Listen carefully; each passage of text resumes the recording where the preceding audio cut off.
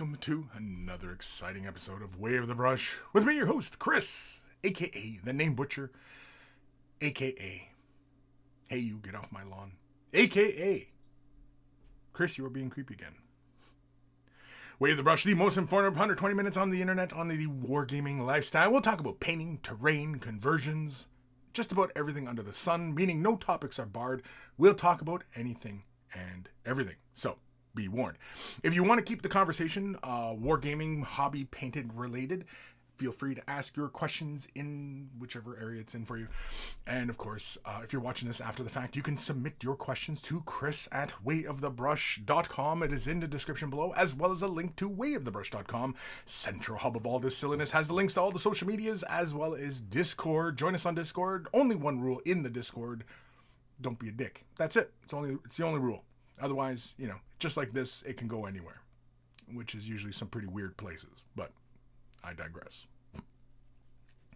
Also at wayofthebrush.com, you'll find links for t-shirts. Want to get yourself a t-shirt? Look like a connoisseur of all that is good and holy in this world. They're wearing a Way of the Brush t-shirt. And if you purchase yourself a shirt, send a picture of yourself in your shirt, and I will add it to the Monkey Shrine, which is also at wayofthebrush.com. And of course, you'll find links for Patreon. Huge thank you to all my patrons for their continued support, and all you brand new patrons. A huge thank you to all of you for your support in helping this channel to continue to grow and expand and do what I do, which is educate, inform, and sometimes entertain. I say entertain loosely.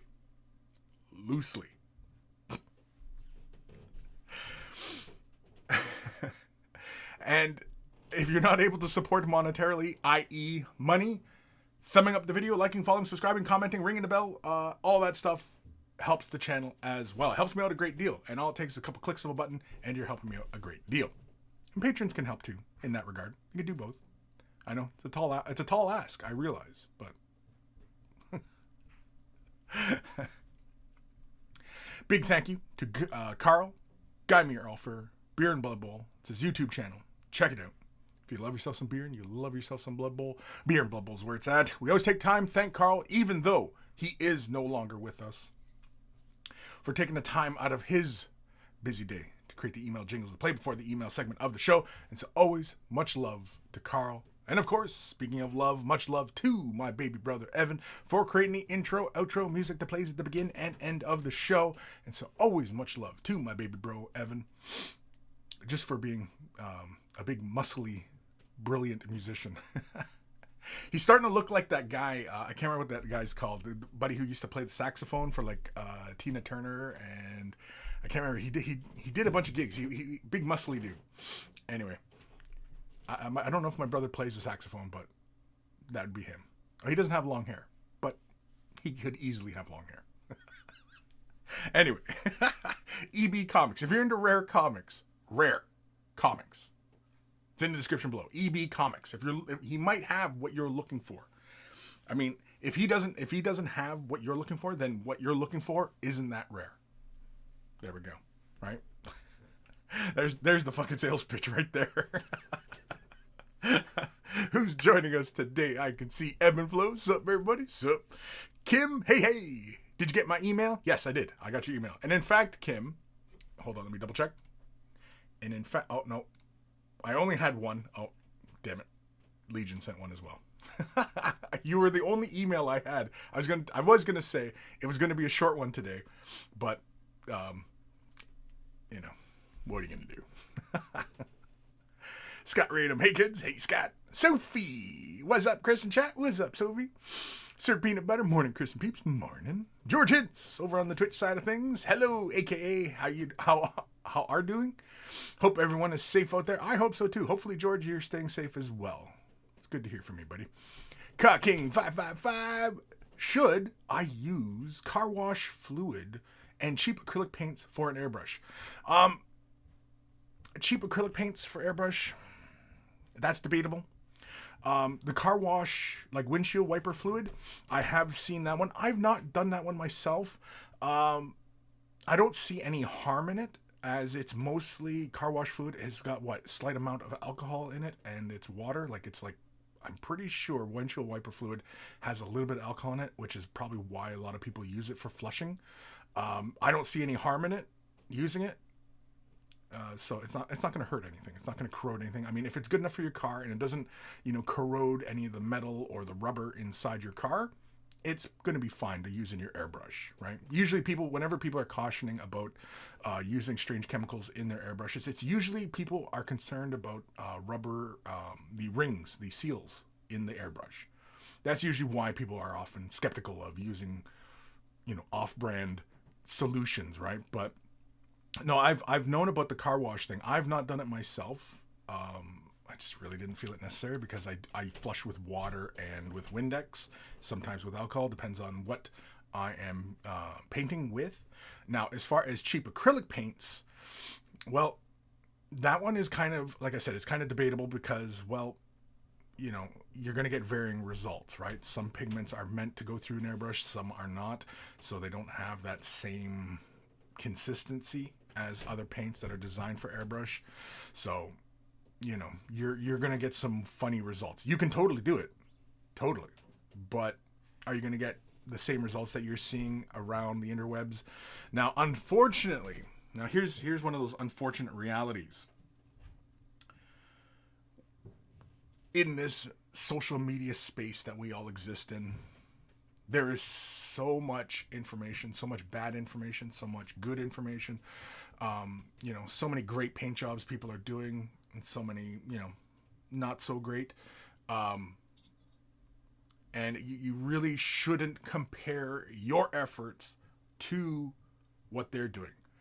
And when you see somebody say, yeah, well, I'm just using, cheap dollar store paints in my airbrush and I'm getting these kind of results, that person very likely has had a ton of practice with those colors. They know the kind of results they're going to get with those things. So with yourself, if you're still learning this whole thing and you're not unsure of it, and then all of a sudden you see you're not getting the same results, you're following their directions really, really closely, but you're not getting the same results. And that's because, well, there's still a little bit of nuance to what they're doing that you need to pick up. And that's just the nature of everything, really. It's just a skill set, right? So you just have to develop it further. It's not that what they said was bad or whatever like that. It's just you got to put in the time and practice, right? So that's all.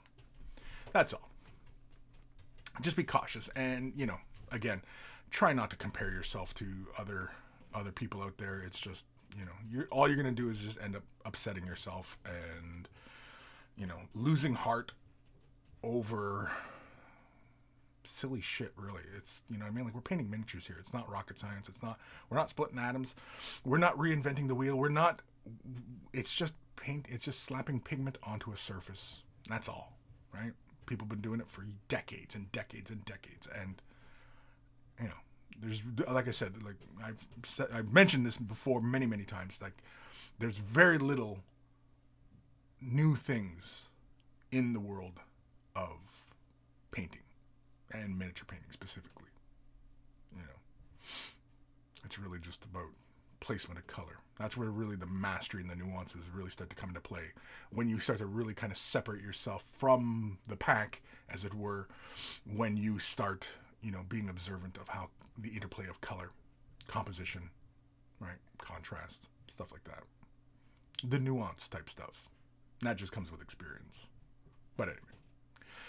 Ghost the Starman Deluxe. Hi, Kris and Monkeys. Very hyped about Total War Warhammer 3 now that all the legendary lords have been revealed. Yeah. I know, I like watching all those little cinematics for Warhammer, for Total War. That shit's just cool. One of my favorite cinematics for that, now I've not played the game, is the one with the lizardmen. I love that whole intro sequence where the lizardmen are attacking the high elves. It's just great. I don't collect lizardmen.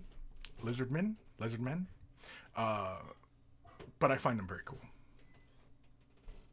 Not that I wouldn't collect them. It's just, I don't know. It's just, I think they need an update as well, right? Because a lot of their sculpts are, a bit dated, and yeah, it'd be cool to get some really kind of scary, dynamic type of poses, especially for like the Sauruses and Sources? Sorci?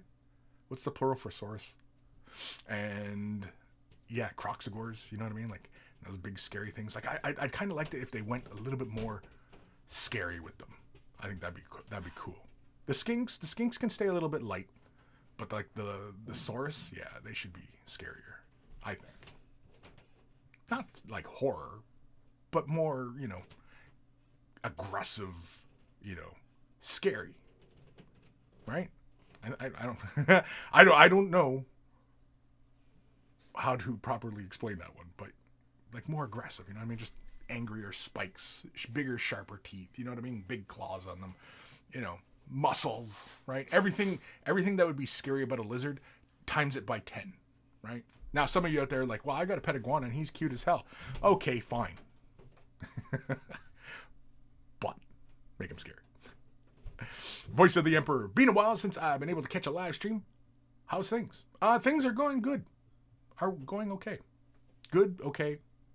Mediocre. It's all right. Just keep degrading it. Just no. I don't know. I'm just, I'm getting tired. Not tired of this, but tired of everything else. I can see why people are more gravitating towards this hobby. More and more people seem to be picking it up, which is good. But yeah, everything else out there, man, can fuck right off.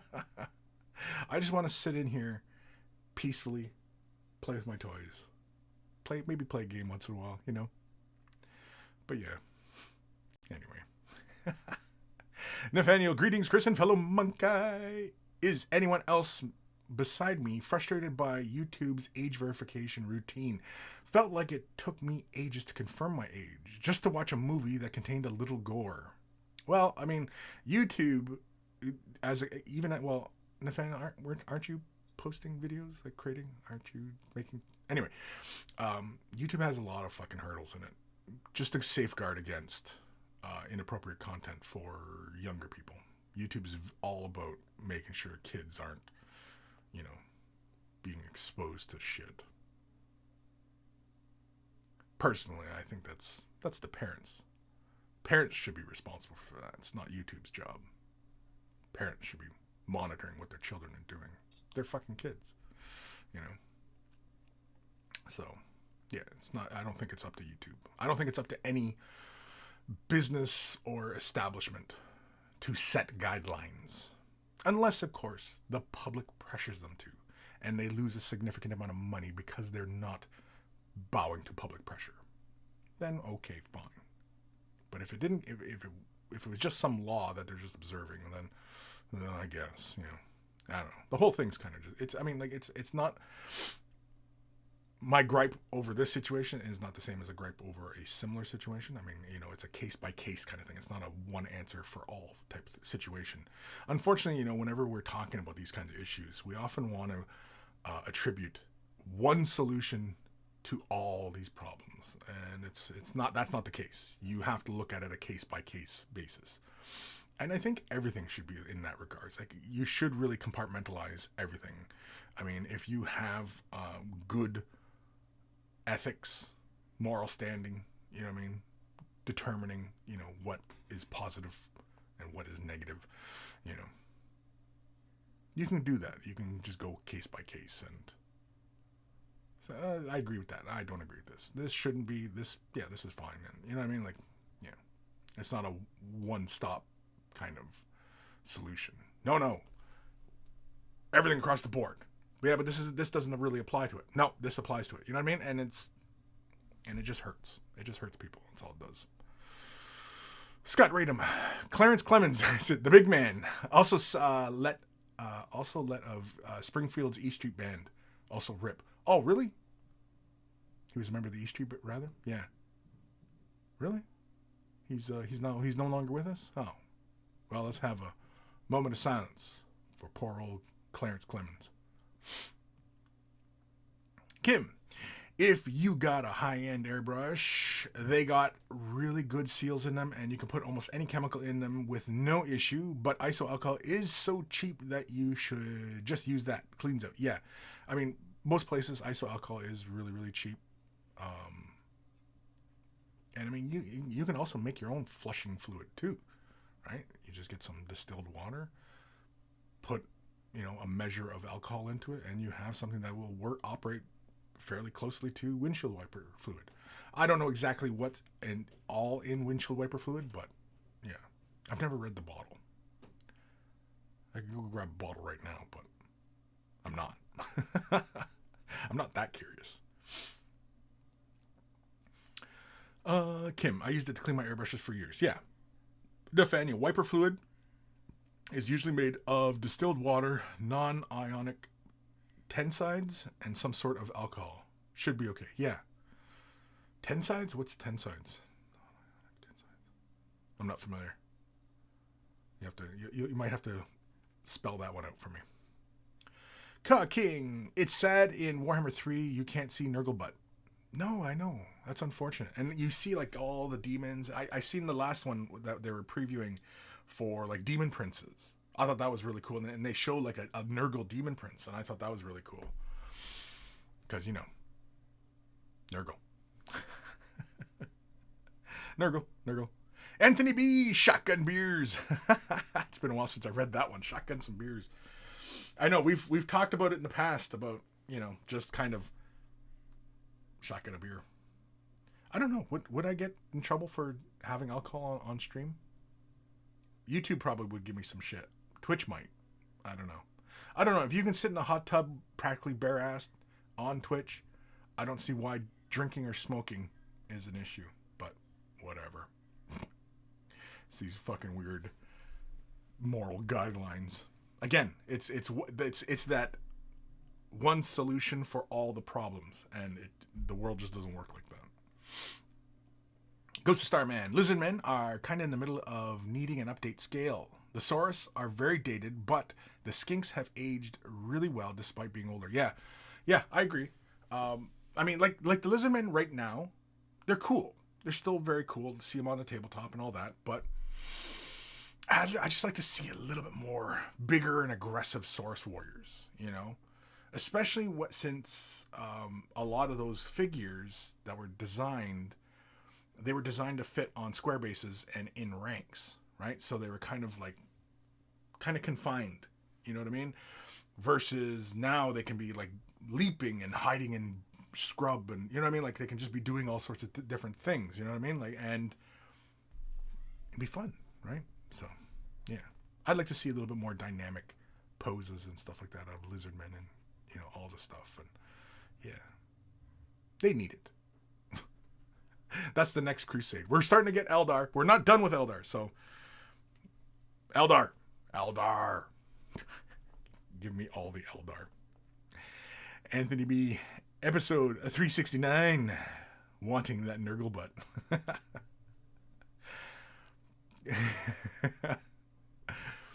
I'm tempted. Wanting that Nurgle bum. It's all about the bum. Ghost of Starman. The things I most want updated are Cold Ones and the Beast Riding hunting packs. Yeah, the Cold Ones, definitely. I'm kind of tired of the Godzilla raptor looking things. I think we can come up with something much cooler, I think. Jimmy Hippity Hop. Talking about new people joining the hobby, managed to get my girlfriend to start. Oh, wow. Oddly, loves painting green, so orcs it was for her. Oh, that's fun. Yeah, that's fun. That's good to hear. And, I mean, personally, I don't have any experience as far as, convincing the better half on getting into the hobby. My wife does not play. I don't even know if I've ever tried to convince her to paint something. She's familiar with, she knows the difference between an Eldar and a Space Marine, but that's it. That's as far as it goes. And I've never really tried to convince her either. She has her hobbies. I have my hobbies. And we get along. And we've been together 20 some years, so over 20 some years. Together. Well, we've been together since we were 16. Yeah. So it's a long time. Anyway, where was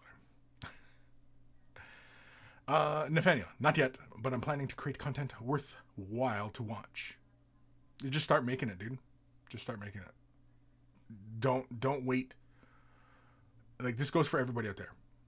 No matter what kind of thing you're thinking of creating, and you want to put yourself out there, don't wait.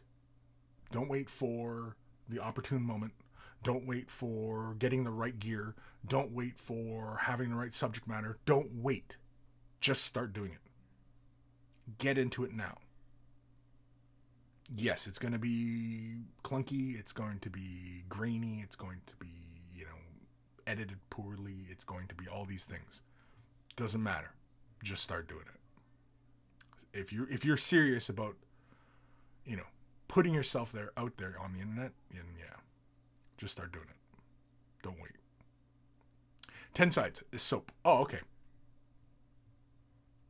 Gotcha. Yeah, it's probably for surface tension, so it adheres to the glass, right? That's probably why they add that in there. Yeah, that makes sense. Ghost of Starman Deluxe. Speaking of people who passed on, I expect several of the monkeys will have heard Meatloaf passed a couple days ago. Sad times. Yeah, we were talking about that on the Discord. Or was it Discord? But anyway, yeah. And, it's sad. I mean, it's sad whenever anybody passes away, but I never listened to Meatloaf. I was familiar with his movie acting. I was familiar with his music. I just never really tuned in for it. It's not like I hop in the car and, cranked Meatloaf. You know what I mean? I don't think I've ever done that. I don't own any Meatloaf. I enjoy Meatloaf for food.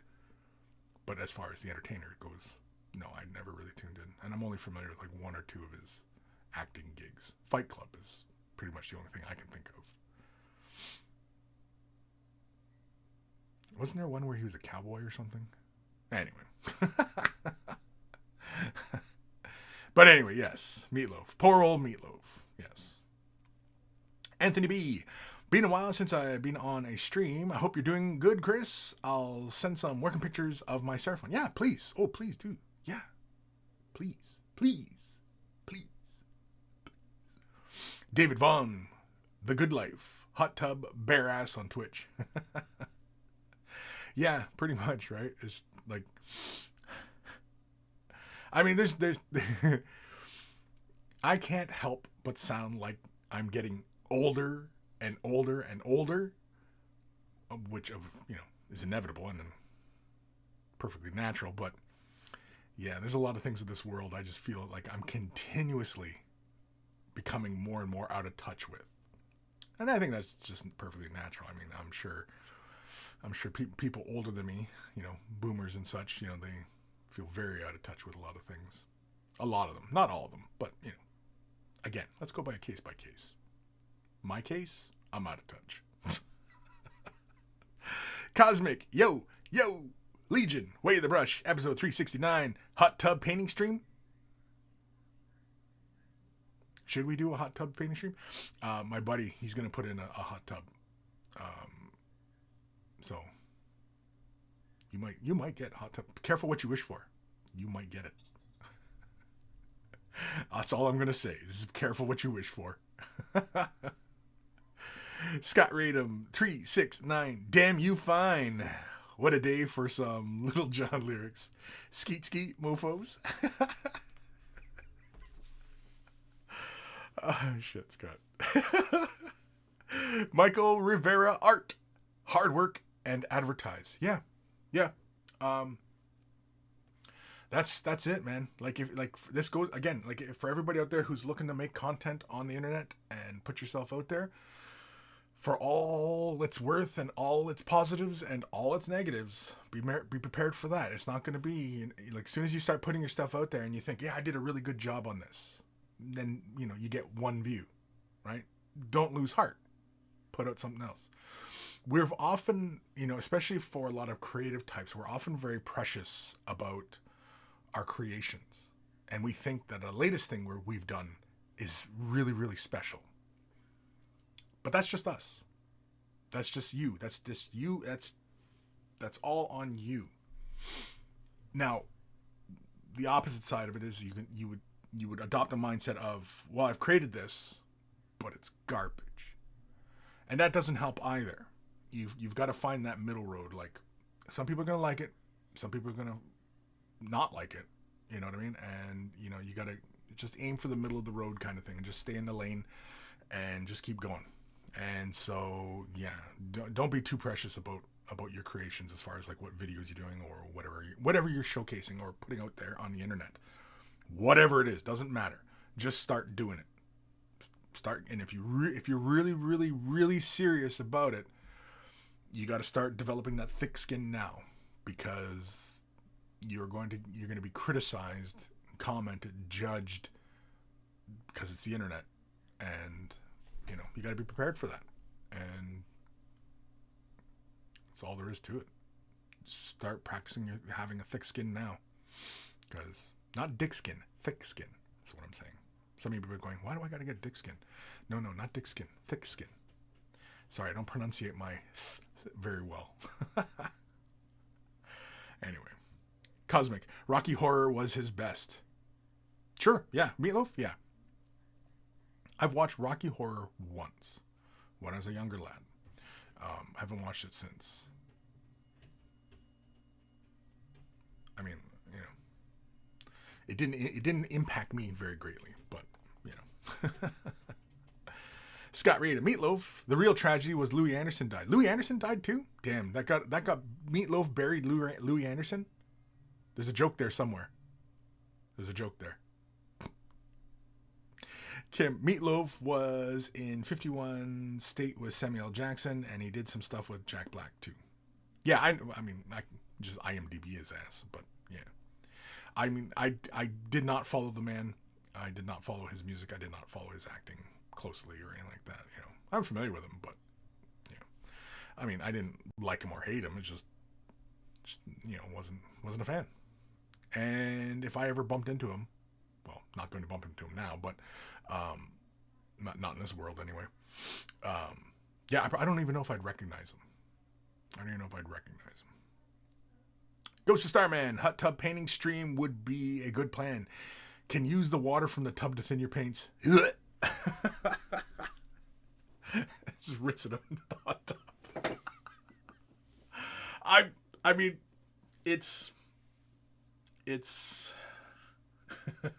I'm not going to say it's a bad idea, and I'm not going to say I won't do it. All I'm going to say is be careful what you wish for. Yeah.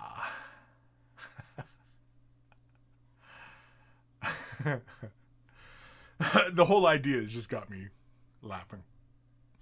Sophie, having a nurgle bum will be really itchy. Would it? I imagine probably pretty itchy having a nurgle bum. Because you wouldn't want to scratch it too much. Because then, you know, you might pop surface things, right? And then it's not quite as itchy. Then it's kind of stingy and burny. I know. Cocking. But you have to fight the stream and wind. Or the steam and wind. No, it would just incorporate that shit, man. It would just, yeah. And just have the camera nice and close and then just paint away in a hot tub. I mean, this is sounding more and more like a thing I'm going to have to do. I have to do like a after dark hot tub stream. My buddy, he's got a bunch of mankinis and stuff. He's even got one of them Borat ones. If you've watched Borat, the first Borat. Remember the infamous bikini he had? Well, buddy's got one. Anyway. The wannabe painter. Hey, monkeys. Hope everyone is fine and healthy. What topic is on? Topic? Where we're talking about Meatloaf, Nurglebum, and hot tubs. Painting in a hot tub. Nathaniel, imagine the Gim is joining in on the hot tub painting session. Honestly, that doesn't sound like a bad idea. Do you guys remember the old intro I had for Way of the Brush? And then at the end I had Gim popping up. We'll have to do something like that again. I'll have Gim popping out of the hot tub.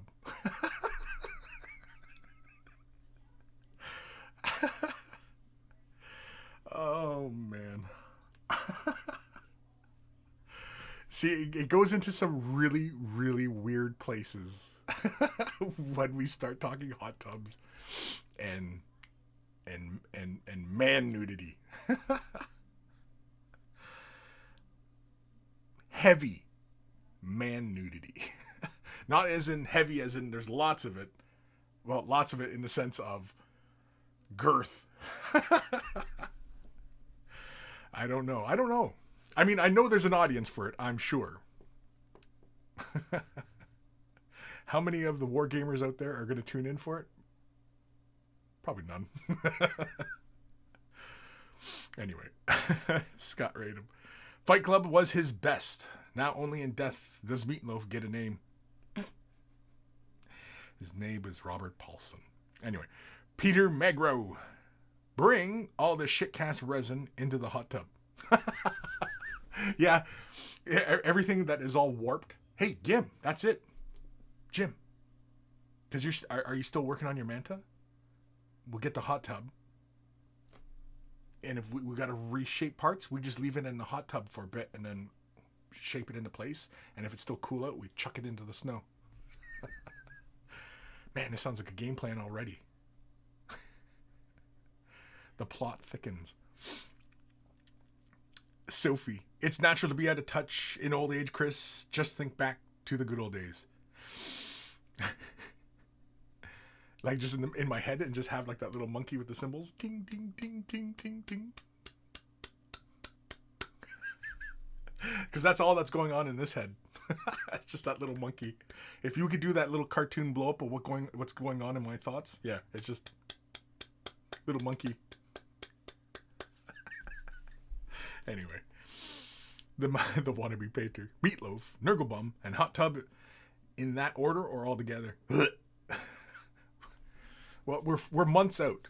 We're months out from a hot tub scenario because Buddy has not installed one yet. So, but apparently as soon as it's the spring, and he's a contractor. He works in construction and such. So, you know, it'll get done like that, right? So. Anyway, Ghost of Starman, Way the Brush, episode 369. Oh, jeez Louise. Heavy man nudity. You know what? Okay, Ghost. Since it's been a while since my buddy Ghost has graced our stream. That's it. It's heavy man nudity. Way of the Brush. 369, and of course because it's 69. I mean, like, you know, we got to run with that, don't we? Right? 69? 69, dudes. 69, man. Ghost of Starman, if you spilled typhus. The typhus corrosion. Peter Magro, yes. Ghost, corrosion in the tub, you might end up in Dagobah. Maybe. Dad's RC workbench. Good way to soften supports of resin prints. Yeah, just sit in the hot tub and just... You just have like a full... Yeah, grab a bunch of forge rolled resin, grab some 3D prints, chuck them in the thing with us, and then just sit there trying to Rubik's Cube them back into place. But if you 3D print something and you have like the supports and stuff like that, like there's no warpage, as far as I understand, right? Because then you put it under UV, it solidifies the resin, and then, you know, away you go, right?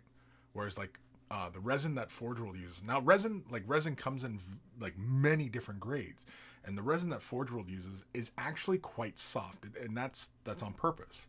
They don't use that very hard brittle stuff because, well, it's hard and brittle, and as soon as you cut into it or try and shave it or, you know, sculpt it, drill into it or anything like that, it most likely would break really easily, versus if it's much softer, it's a little bit more forgiving. Unfortunately, that also leaves it prone to be warped and stuff like that. So, yeah. But anyway. Ghost Starman. That was meant to be one comment. Oh, heavy man nudity if you spilled typhus? That was supposed to be one comment? What? Oh, if you spilled typhus corrosion in the tub, you might end up in Dagobah. Got you. It's not just for hats.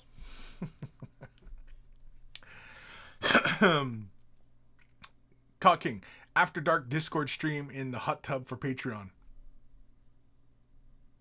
That's not a bad idea. Let's write that down, Cock King. Let's write that down. The Gim. For the hot tub, is shorts optional? For you, bud? Yeah.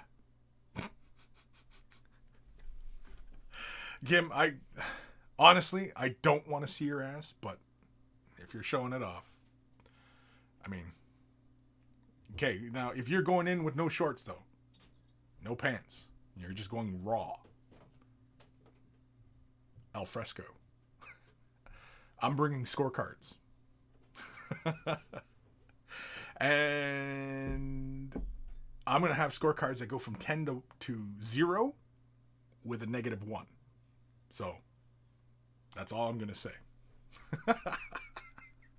That's right. I'm going to judge you like a piece of meat, like a man meat.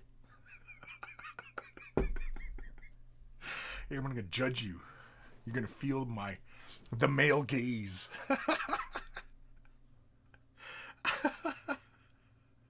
And eye you up like a ribeye. Anyway. Fuck. Ghost of Starman. I'm sure the title will distract a bunch of viewers. A bunch of new viewers. Yeah.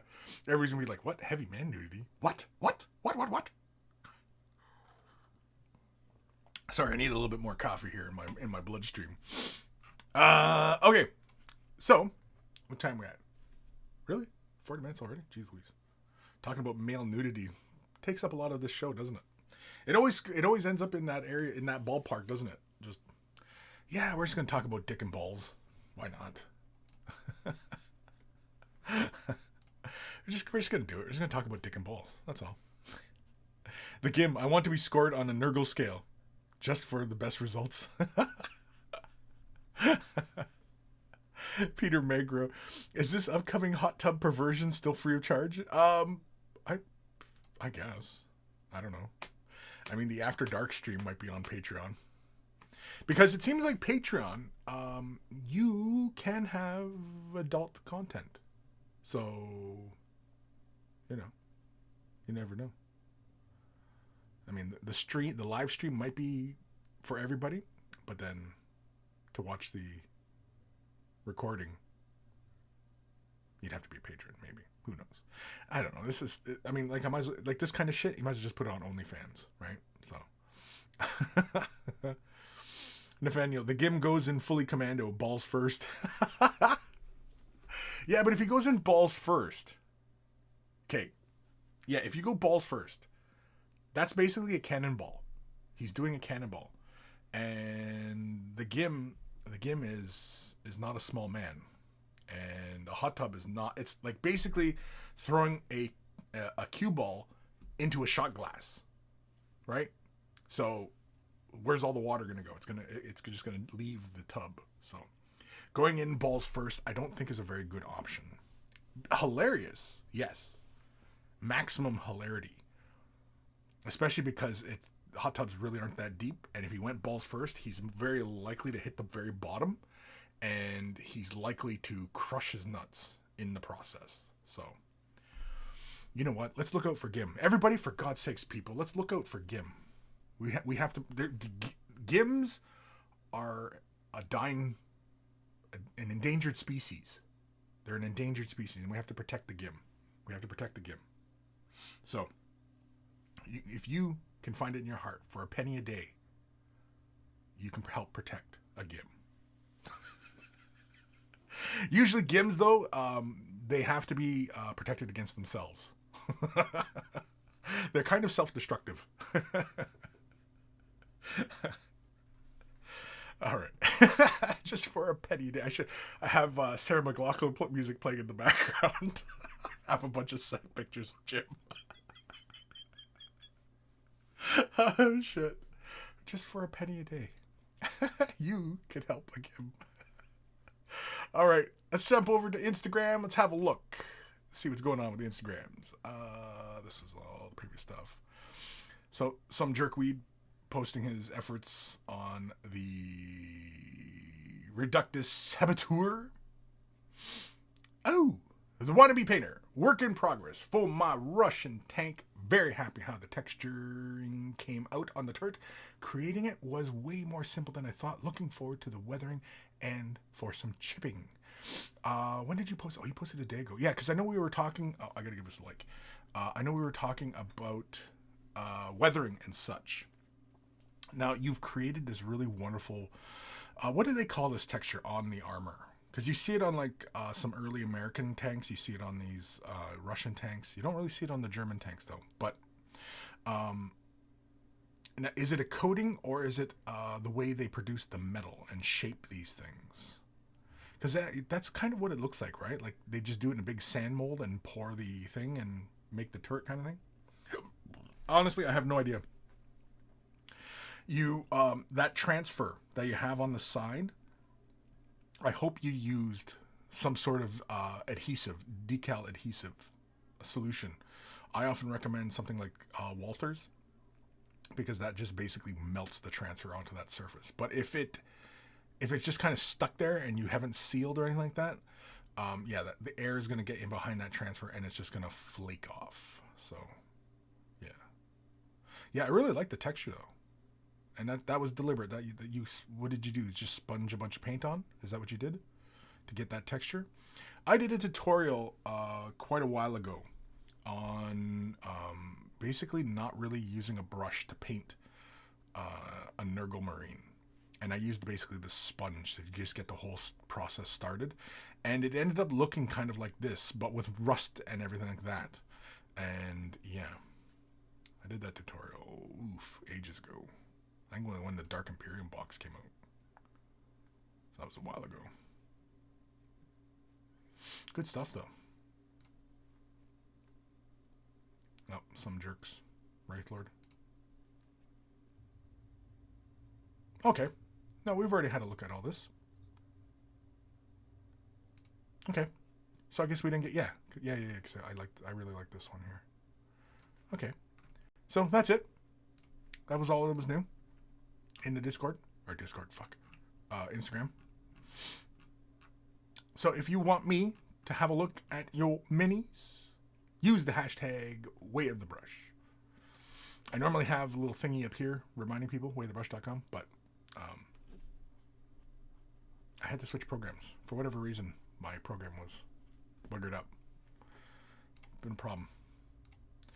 It's when they do these freaking automatic updates. I hate that shit. I hate automatic updates. Anyway.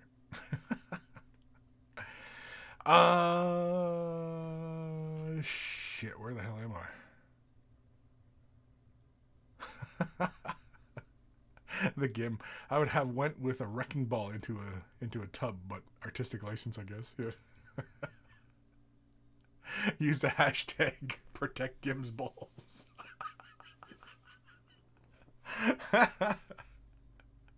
Protect Gim's balls. Yeah, we'll use that as a hashtag for hot tubbing. Crushing nuts is a good basing material. Yeah, like crushed walnuts and stuff. Yeah. I know you're making a joke, but yeah, no. Another good one, which is kind of like, has like funny shapes to it and everything, is almonds. Almond shells. They have a really interesting texture to them. Nathaniel, unless the Gim wants to become a soprano, I'll retract my suggestion. Jesse Garola? I'm probably pronouncing that name wrong, but name butcher. Howdy, all. Howdy, Jesse. Sophie. Kris and Gim in the hot tub. Kris says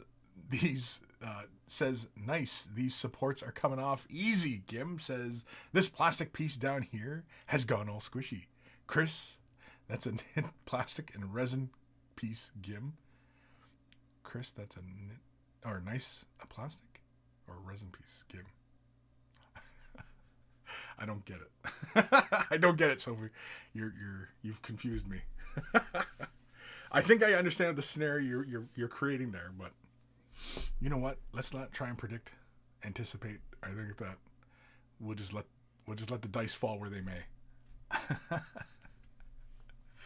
And if it ends up turning into some hot man love, well, again, we'll let the dice fall where they may. Now Gim's gonna be like, no, fuck it, fuck that.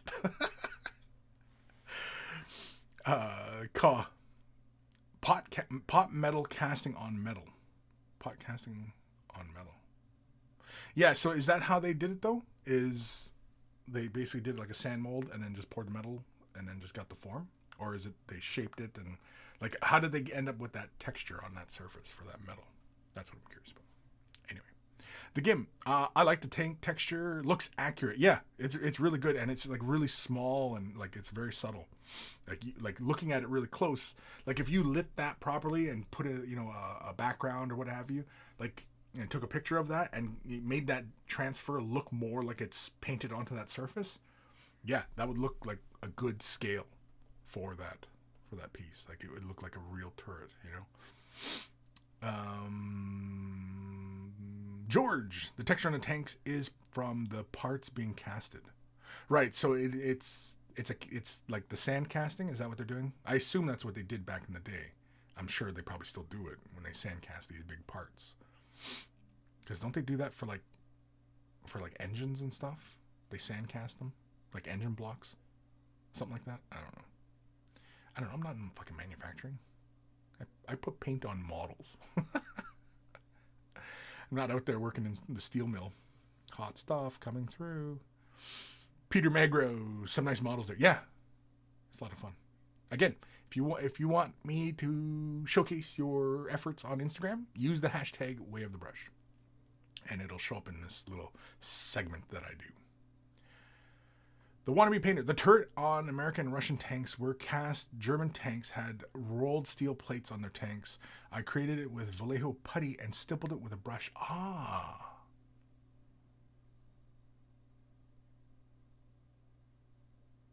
I like that. Yeah. I like that. I'm going to have another look. Because looking at the texture,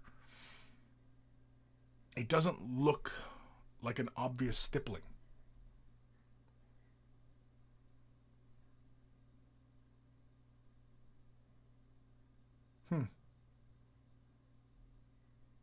And I take it you use like just the putty, no water dilution. I assume it's the Vallejo putty, which is the model putty.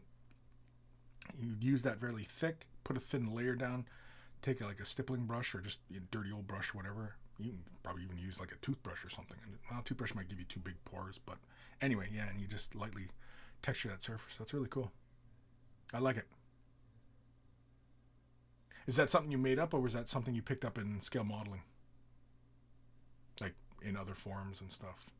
But yeah, if you want that transfer to stay there and look like it's like melted onto that surface, definitely get some decal set. Microset. I use Walther's solvent set. I like Walther's. I've used it for many years. But yeah, there's many products out there that do it. But anyway. Where am I? The Gim, episode 369. The Kris and Gim Hot Tub Cock and Balls Resin Special.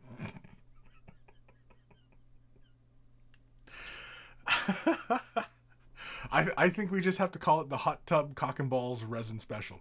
I think that's it. I don't think it has to be the Kris and the Gim. It just the Hot Tub Cock and Ball. In fact, I think the show could just be called Hot Tub Cock and Balls.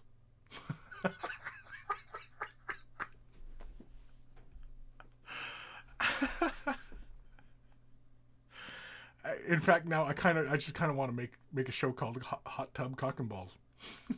It kind of rolls off the tongue when you say it, you know. Hot Tub Cock and Balls.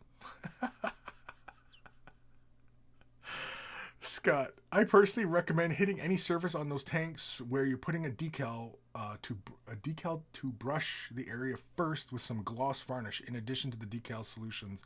That will help a ton. Yeah, definitely. Putting a gloss down.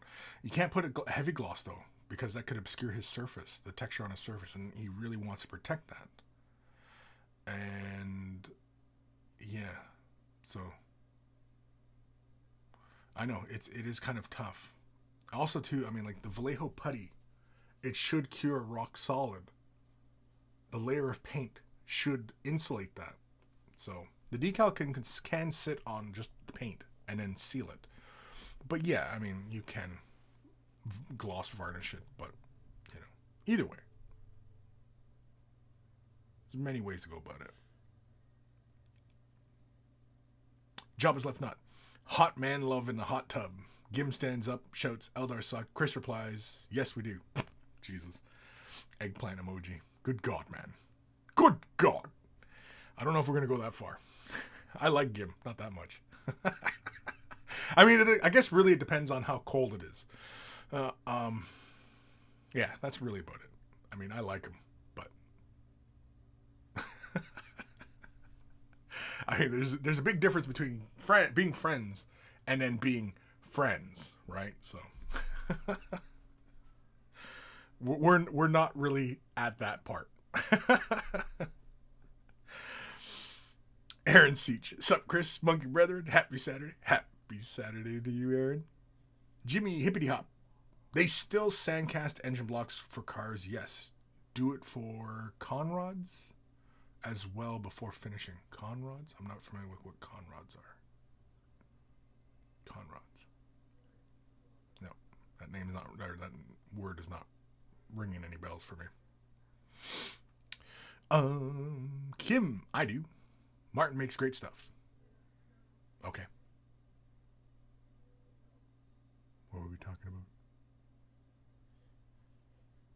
Decal set? Maybe? I don't know. Nathaniel, going to FK for a bit. See you in a bit. Okay. Wannabe painter. It's the Vallejo putty with the marble dust. Okay, yeah. Yeah. The good old worn base coat brush was the best at applying it. Yeah. And the decal was softened with AK Interactive Decal Fix. I sealed it with satin varnish. Oh, really? Because I can still see the edges of it. I can still see the edges of the decal. And yeah. And there's also like a slight glossiness. Like you see how like the transfer here, we'll come back to the picture here so we can talk a little bit about it. Can I? Oh, you can't zoom in on Instagram, can you? Fuck. Anyway. Yeah, you can still see the perimeter of the decal. Oh shit, wrong fucking button. Yeah, see, like, because you see how you can see, like, a really highly textured around the decal, transfer, decal, whatever you want to call it, and you don't really see the light playing on the surface where it's highly textured, where that decal's sitting, right? Whereas with, like, at least the results I get with Walthers, it would just right adhere to that surface, like, melted onto that surface, and then of course you seal it afterwards, and yeah, it looks like it's part of that surface. Because I'm looking at the numbers on the back of the turret, and I can see shine from the decal, and that's, for me personally, I don't. Yeah, see this one here, you can kind of see the bumpiness of the surface, but yeah. I mean, I really dig that texture. That's really great. It fits the bill, so to speak. But yeah. But anyway, yeah. So, can you correct that? You said you used AK. I've never used AK's solvent decal solution, so I can't say whether, you know, if you should add a little more, a little less, whatever in the future. But yeah, again, I mean, like, once I found Walthers, I never went back. And I've used Microsols, and Walthers I found just works really well, and you get a lot because they come in the big jars. Do I have my Walthers available? No, I don't. No, I don't. No, I don't. No, I don't. I I don't have it close by. It's in behind my pile of golden colors over there. But anyway, yeah, it's my preferred. I just find I get best results with that. Now, mind you, I also, when I use Walthers, and I think I mentioned this in a few of the tutorials where I'm demonstrating using Walthers, I put a fairly generous amount on the surface. And yeah, not so much like it's a big bubble, but there is an obvious amount sitting on top of it. And it evaporates and melts that transfer fairly quickly, and you just leave it alone. And as soon as you hit it, you leave it alone. You don't try and move that decal around at all, because you'll just tear it. It'll eat the decal. Because essentially that's what it's doing. It's eating that decal, right? So, anyway. Sorry. I'm seeing all these fucking comments here. The Gim, Elder Suck, oh my. Ghost of Starman. I feel like the hot tub special could also be called Way of the Balls. No, good God, man. Why? Good God. Who the fuck is going to tune in to stare at old man balls? Like, no, I'm not even going there. I'm not even going there. I'm not even going there. Jesse, say decal again. Decal? Decal? Transfer? I don't know. Like, who commonly says decal and who says decal? Because it's got to be like a European, North American type of thing. Decal, decal, right? So might as well just everybody say transfers. Water slide transfers, because that's commonly what they're called, right? It's water slide transfers. So let's just drop decals. Let's all collectively agree, right? Here, okay? Bold new strategy. Let's collectively stop calling the little icons that we put on our models decals, decals. Let's keep calling them transfers. Just everybody agree, we're calling them transfers. Sound like a plan? No? Yeah? Come on, who's with me? Let's go. Anyway. Kim, I was talking about the Night Shift YouTube channel. Night Shift YouTube channel. What's the Night Shift YouTube channel? I'm not familiar with that. I don't know what Night Shift is. It nudity? The GIM. Also, Conrods is short for connecting rods. FYI. Oh, really? Okay, connecting rods. Okay. The more you know. Scott Radom, if you want to collect any of the visible decal edges, just paint over them. Boom, easy. Yeah, you can. But it's more work. You know, I mean, I don't like going over the same real estate twice. So, yeah. It's better to do I view it like photography. Better to get it in camera than try and fix it in post, right? Just these philosophies that I maintain in my work ethic. Rather get it done the right first time than have to come back and try and fix it and finagle and might as well just start over again, just do it right again. Kim, the AK interactive decal stuff need to be blobbed on so you see it and sits on top of the decal and then leave it to dry. Yeah, that's pretty much how I work with the Walthers. Not a big blob, but it's a blob. You could describe it as a blob. Jesse, Kris used to pronounce decal like a Canadian. Used to pronounce decal like a Canadian. Decal or decal? I don't even know which one is which because all these fucking terms, you know, it's potato, tomato, whatever, right? So, decal, decal, fuck it. They're all transfers. It's transfer. I'm just going to use transfers from now on. I'm just going to say transfers. Transfers. I'm not going to say decal. I'm not going to say decal. Transfers. It's just transfers now. Water slide transfers. Boom. Done. Boom. Simply mini painting. I mean, there is a demographic for it. The old balls. Yeah, I know there's a demographic for old balls. For viewings of old balls. I don't know.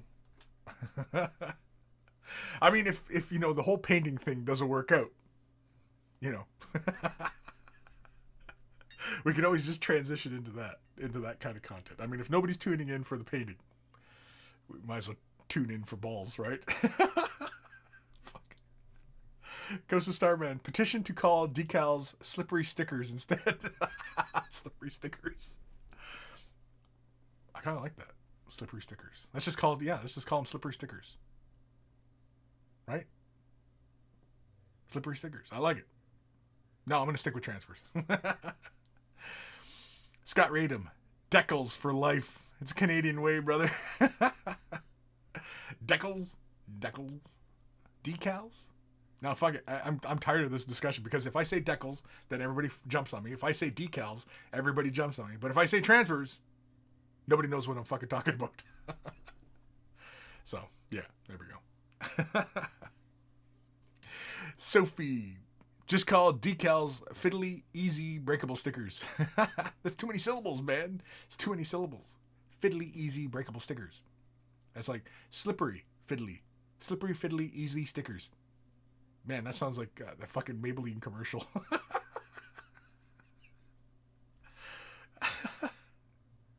The Kim, what about using stencils and an airbrush to replace decals? Even more accurate. Yes. Stencils? Yeah. I mean, you know, you're doing more painting, right? And like that transfer, it was different colors, right? Because it's red and yellow. Yeah, it's a red and yellow. So it's a little bit more work, but yes, it would give you the authentic look, right?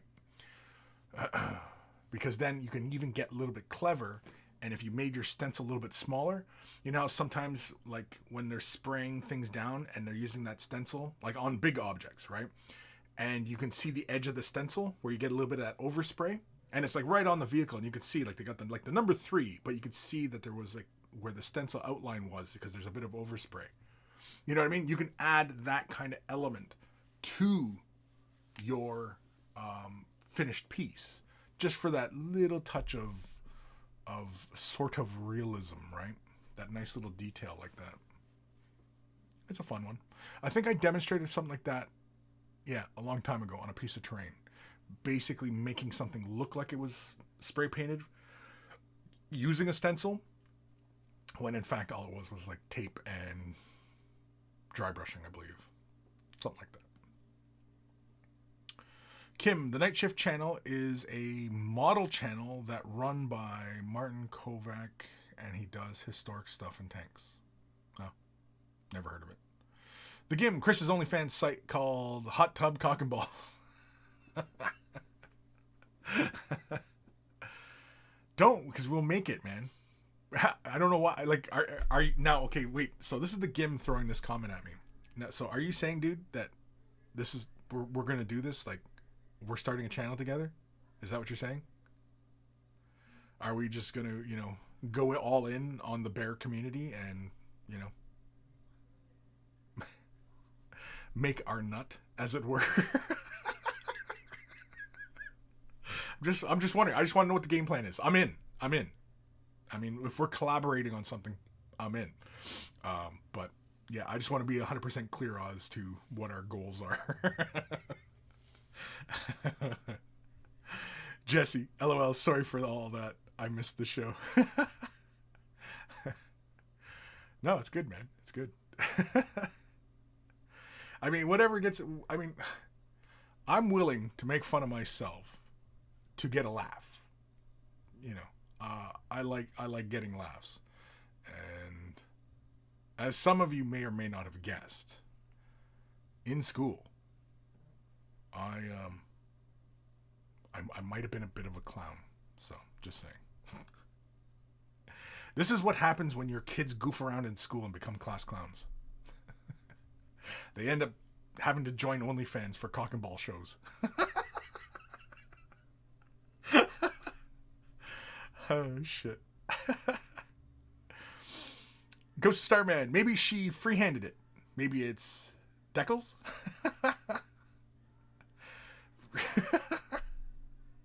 I don't know. I'm kind of liking slippery fiddly stickers. Slippery fiddly stickers.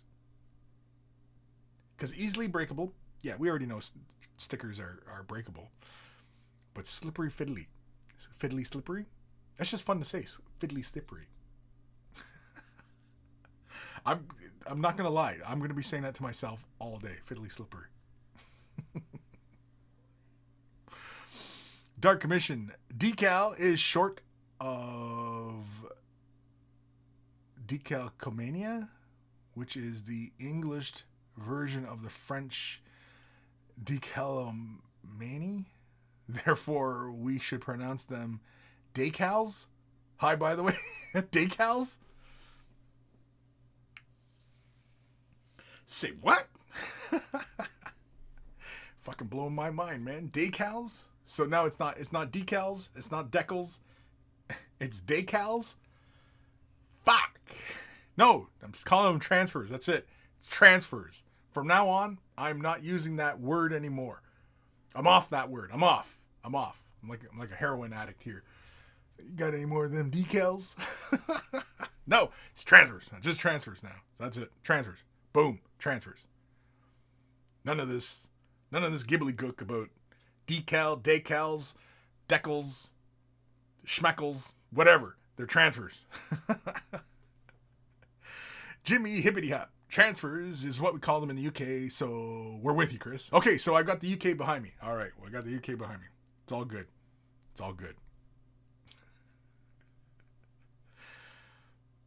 I might just start calling them schmeckles from now on. So it's water slide schmeckles. Simply mini painting.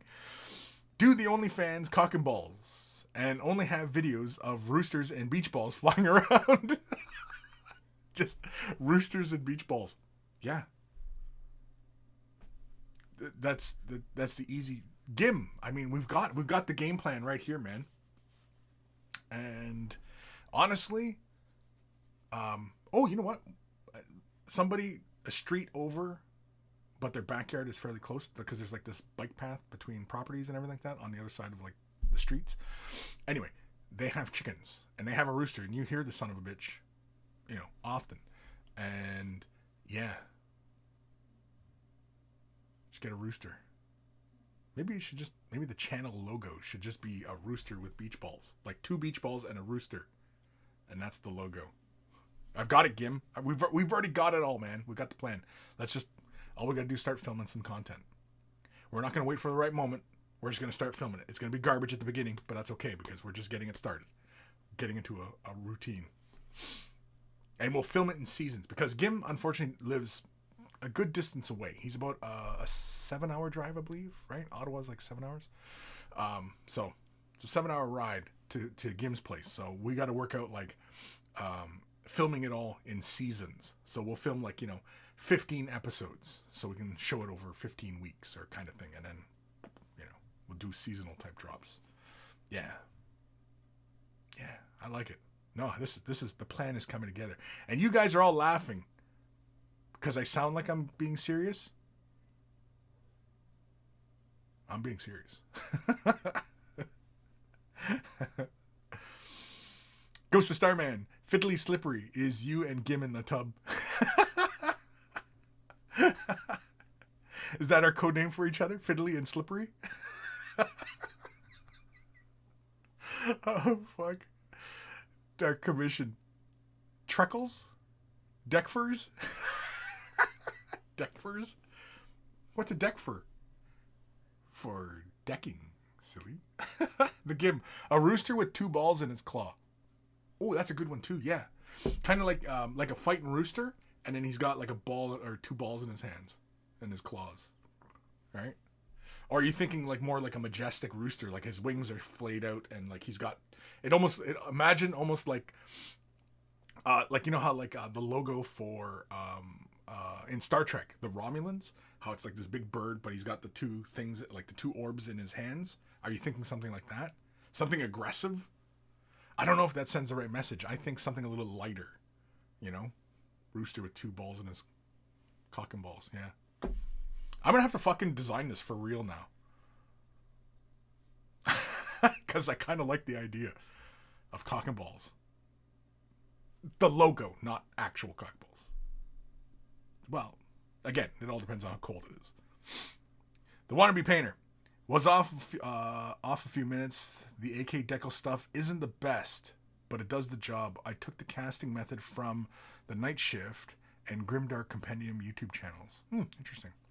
Yeah, because I had done a tutorial a while back, and I found that I basically started with the underlayer of rust color, and then I took the greens and I applied everything by sponge. So basically I was doing this kind of wet blending with the rust, and then I had done just this camo green on top of it, and I was surprised that it looked like that surface on a tank. And I was like, wow, like this Nurgle and then when you give it a light dry brush, it picks up that texture. Now, I would only recommend that for miniatures as opposed to a scale model. Scale model, you're better off allowing ambient light to provide your thing. Otherwise, if you start painting it like we do miniatures, it pulls it out. It doesn't look scale anymore. You know what I mean? You're just miniature painting at that point.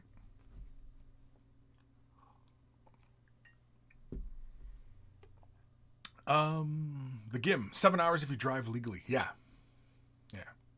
I mean, you hit the 401 and on a good day you can blast right through there. But yeah. Blast. That's an actual driving term. Just blast your way through.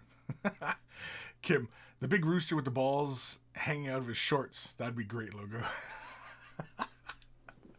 Oh, you mean like a fighting rooster? Okay, as soon as you say like a rooster with shorts, I'm thinking of like a fighting rooster, and he's got like the boxer's trunks, and then he's got his beach balls hanging out, right?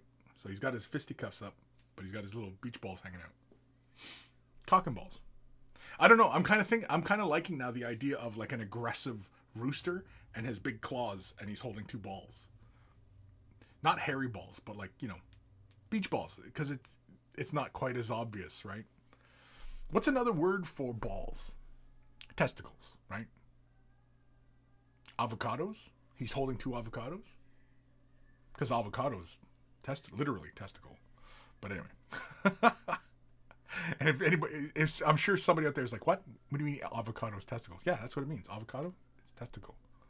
So every time you want avocado spread on your toast, you're saying you want testicles spread on your toast. Yeah, you fucking hipsters. That's right, you fucking hipsters. Ghost of Starman, gotta head out. Grab some scran now? Some scran. What? See you later. Translator note, scran means food. Oh. Yeah, I was gonna say. Again, it's amazing how, because I know Ghost of Starman is in England, and nobody speaks English. Scran. I'm gonna go get some scran. How does that even make? How do you go from I'm gonna go get something to eat to scran? Like, I don't. It doesn't make a lot of sense to me. People are weird. And just like that, he lost all his UK follower support. But a bunch of people are weird. Kim, yeah, that's exactly what I was thinking. Yeah. Darker Vision, I just imagine Foghorn Leghorn. Them's big, I say. Big balls, son. I used to be able to do a Foghorn Leghorn. I can't do it now without laughing. Foghorn Leghorn was one of my favorite Looney Tunes characters.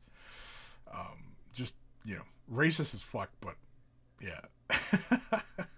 It's still fucking hilarious. Kim, like the guy in the pic I posted in Discord. Huh? Oh, you posted? Jeez, you're not posting dick pics, are you? Oh, like that. Oh, good God. Ringing in Christmas. Jeez Louise. Cheese Louise, man. Cheese Louise. All right. Let's head over and see what. I don't even know what the frickin' pre-order shit is right now for stuff from G-Dubs. Oh, Kill Team. Oh yeah, okay. Yeah, I've got this. Yeah, not Octarius. Is Octarius? Yeah. They're like this with the starter set. So yes, Kris has access to the kill teams here, the Orcs and the Death Corps of Krieg. Now I'm seriously tempted to bust out the commandos because I love that little grot. And the squig is hilarious. And I really, for whatever reason, I mean, here, let's click the, oh, you can buy them separately now too. Oh, damn, I'm an idiot. Anyway, I don't know why, but one of my favorite commandos is Buddy on the left in the middle. The guy with the submachine gun, and he's got the frogman toque on. His toque. Anyway, I don't know. I like that dude. I just like that pose. I just like that orc. He just looks like the little, the commando frogman type thing, right? I don't know. It's just a cool looking model. I know. He's just a boy holding his machine gun, but yeah, I think it's really cool. And then, of course, yeah, the little grot with the grapple hook is too funny. I mean, what's not to love there? But anyway, back to my initial thoughts. If I paint up this unit, I'm not saying when this will occur, but if I do not want to paint him up in a typical fashion. So what colors do I use? See, I like this light blue is kind of okay. It's a very desaturated blue. It's basically what? It's Thunderhawk blue, I think. What is the blue they use for those pants? Probably Thunderhawk blue. Oh, they even got the thing here. Oh, there we go. Got the dark blue. What's it? What are they saying? Come on, what are they saying here? Okay, I guess I'm not getting. Oh, there we go. Cantor blue, Drakenhof Nightshade, Altiok blue, and Hoth blue. Really? That looks more like Thunderhawk blue. Is there still a Thunderhawk blue? I don't even fucking know. They change these goddamn names all the time. Anyway. Yeah. What's a color scheme? If I do this unit, what's a color scheme? It can be very general, very broad. I mean, I'm not looking for doing anything like historically accurate, but it's also not off the table either. But yeah, because I kind of would like to paint these up. Kinda. I'm not saying 100%, but, I kind of would like.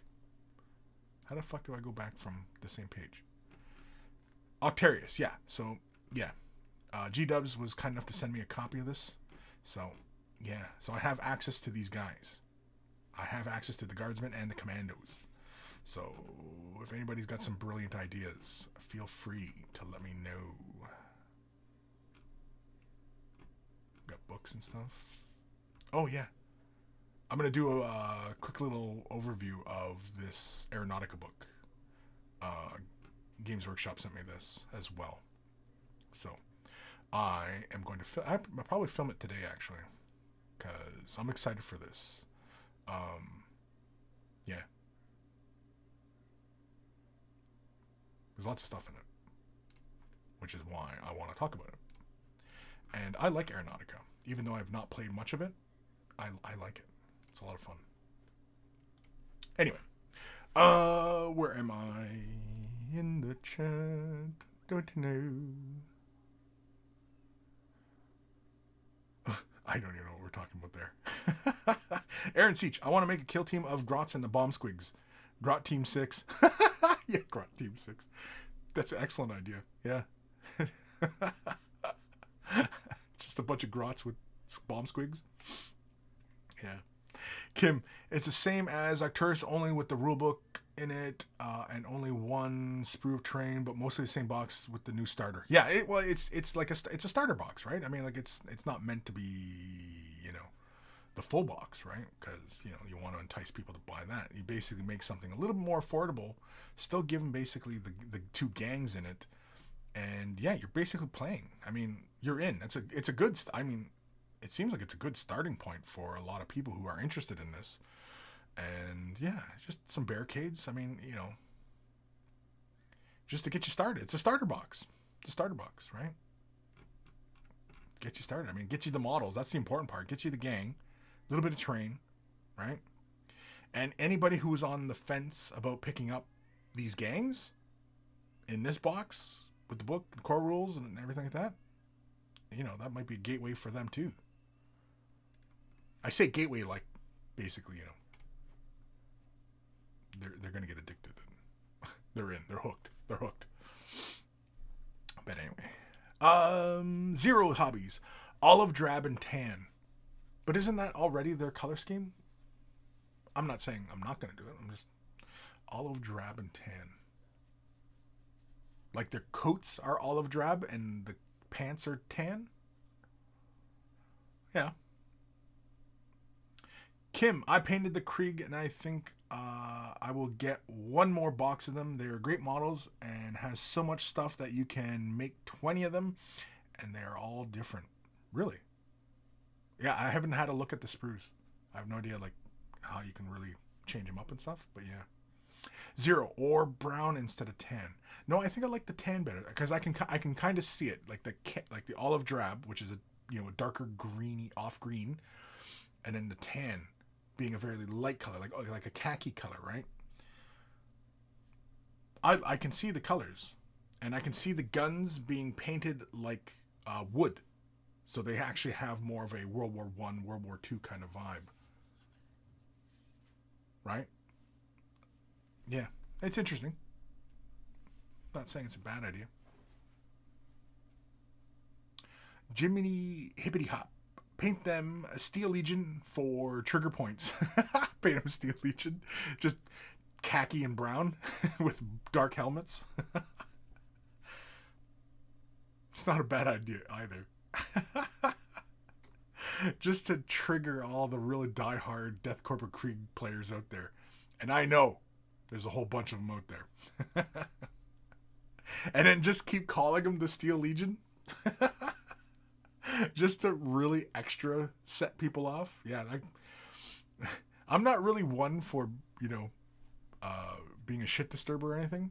At least I don't think I am. But, yeah. That does sound like fun to me. Scott Radom. Look at some old Napoleonic era uniforms. I'm doing the odd mini up from the set in some of the different schemes. Not following the historical example tightly, just for inspiration. Yeah, go for the Napoleonic. Yeah. I mean, I'm not shying away from being historically accurate or anything like that. Because I mean, what's one scheme that we never see on any Death Corp? We don't really see any bright red, do we? I don't know. You know what? Let's do a quick look. Death Corp of Krieg. Well, I'll use this window. We're done with this segment, right? Death Corp of Krieg. Probably totally spelt that all completely wrong. Oh yeah, dude, this looks like it's out of the Imperial Armor books. Yeah, it's just olive drab and grays. Although there is one that's camoed. Or two. There's two. There's a green coat with gray pants, gray helmet, green helmets. Yeah, they're all really kind of just really dark schemes. But I don't see any even a dark red coat. Because even a dark red coat would be kind of cool. I know everybody out there who's real hardcore into their Death Corp Krieg is going, no, fuck you, Kris. Don't you dare paint them red. Don't you dare. If anybody types that in, I'll fucking do it. I'll fucking do it. Don't you fucking want one? I couldn't do the Bubbles voice. That's a Bubbles reference, by the way. If you don't know who Bubbles is, we can't be friends. Oh, wait. Oh, no, I stand corrected. There's somebody, I don't know, is it TOP or TPP Miniatures? Top Miniatures? They've got a dark gray coat with red pants, and it's very striking. I like it. Yeah.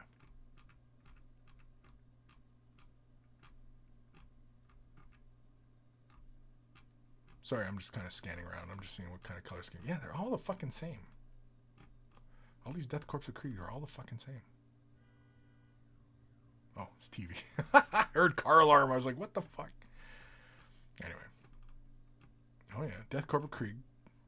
Some fucking symbology that looks very close to Third Reich-y type stuff. Even though that's not even correct, right? Making these guys look like they're part of the Third Reich. It's really, they should have that more Prussian type look, no? Because that's kind of what they're modeled after. Anyway.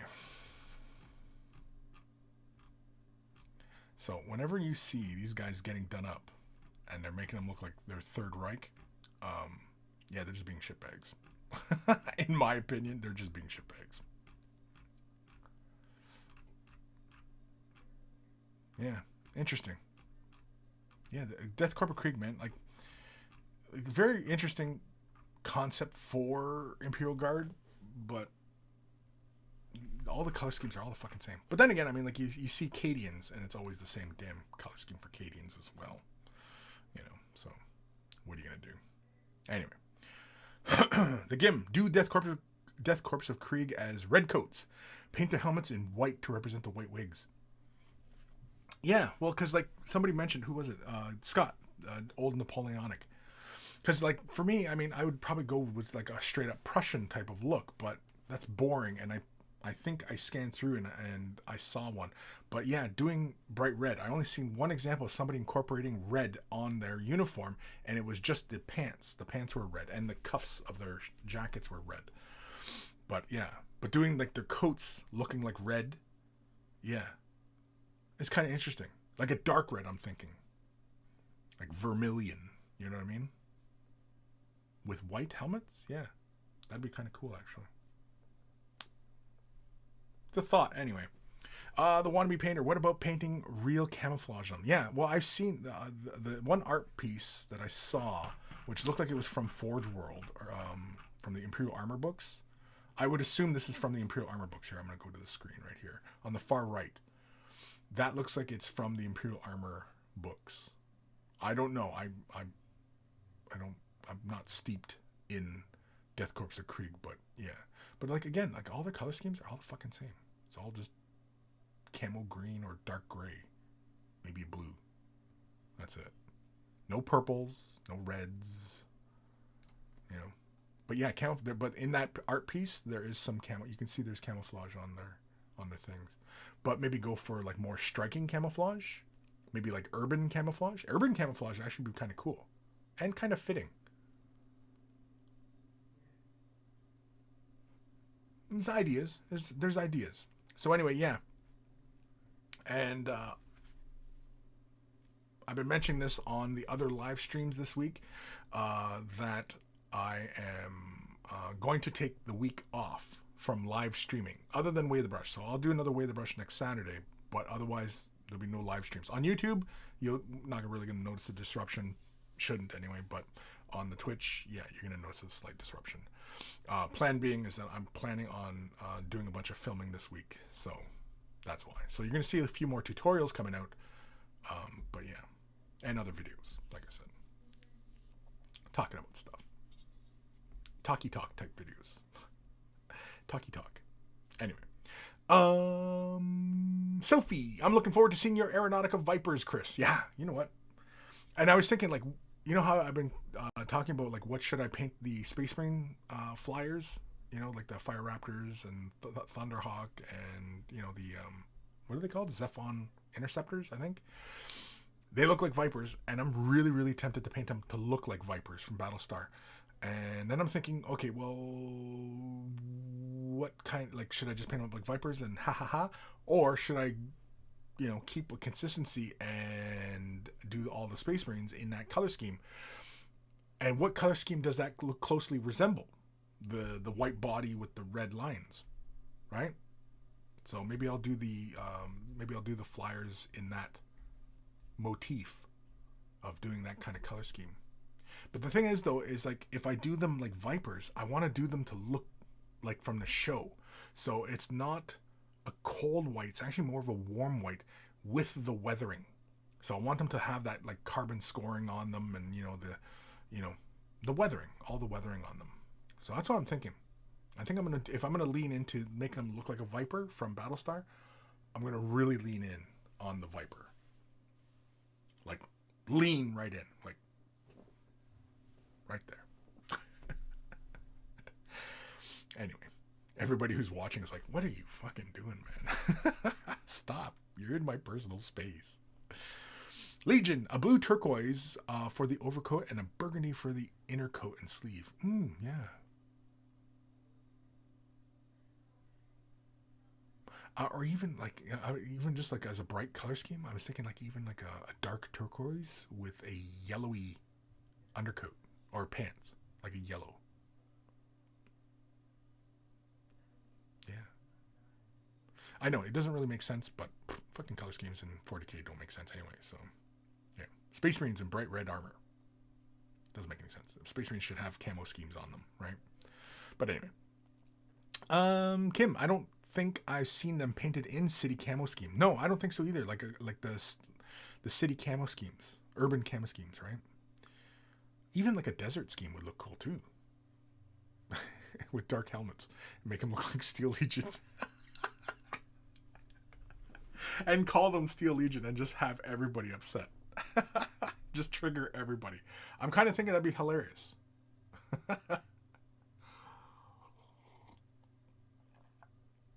Thank you for the follow, Melkuros. What a magnificent mustache. Thank you. Yes. Thank you. Thank you very much. Not gonna lie, I would commit some crime to get a mustache like that. Commit a crime. The only crime you have to commit is something in bad taste. No, that's not good. Don't do that. Don't commit crimes. Sophie, do the Death Corp similar to Napoleon Brutish Line Infantry. Brutish Line or British? Is that a Freudian slip, Sophie? Scott, my go-to for Death Corp, Kris, Corp. I'm going corpse. You're killing me. Is most defo the paint from paint them like German World War II colors. Love painting those colors. Yeah, but it doesn't make sense to paint them in that because they're more modeled after World War One, and they were all about the Kaiser at that point, weren't they? No. So painting them up like World War II colors, yeah, it doesn't like you're only doing it really to kind of be a shitbag, especially when you're going full in on all of the Third Reich imagery. Yeah, you're making a statement at that point. Just saying. The Gim could do red coats, navy blue pants with blood stripes, and use the crazy chrome mirror paint for the helmets. Oof. Are you saying paint them like Peacemaker? Because that's kind of like Peacemaker's scheme, isn't it? He's got the red upper half, he's got the tan lower half, but he's got blue. Where's he got blue? Oh, his gloves are blue, and then the chrome shiny helmet. Paint him up like that. That's actually not a terrible idea either. I can see it now. The Death Corp painted up like that, chrome helmets with the red jacket and tan pants, and then have blue gloves, like just the little blue parts of their gloves. I'm actually kind of thinking that's kind of more hilarious. Do him like Peacemaker. I like that Peacemaker. Did you guys watch the last episode? That was pretty good. Last episode was really good. There's lots of good shit on. I just finished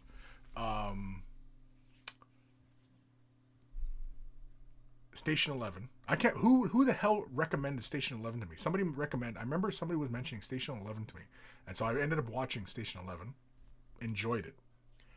It's really heavy on the metaphors, but I get it, and I thoroughly enjoyed it.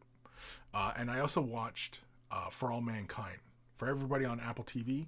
I only got into Apple TV for Foundation, and then I thoroughly enjoyed C. Foundation. Started watching Ted Lasso, started watching Shrink Next Door. Thoroughly enjoyed Morning Show, that Aniston and Reese Witherspoon one. Thoroughly enjoyed that one. That was an excellent show. I'm surprised more and more people really don't talk about a lot of these shows on Apple. I don't know what it is, because they're great shows. They're well put together. They're original, even though they're talking about very familiar things. And yeah, I'm amazed that really more and more people don't talk up these shows that are on. Like Morning Show. Morning Show was great.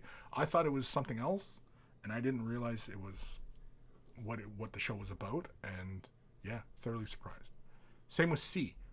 I had no idea the main premise of the show, and they don't really give you that in the previews. And yeah, again, thoroughly enjoyed C. And For All Mankind, yeah, really, really good. It's a really good show. For everybody out there who enjoys a bit of speculative type of timeline type of storytelling, I thought it was going to be a bit like Man in the High Castle, which was a great show. I thought it was going to be a bit like that, but no, completely different. Basically, it is a realistic way of showing us how you get from our world today to Space Marines. The show is basically how do you get Space Marines? That's For All Mankind, is how you get Space Marines in a realistic kind of fashion, like how you would get there, even like in Aliens, like Colonial Marines. Yeah, this show is basically how you end up with that scenario.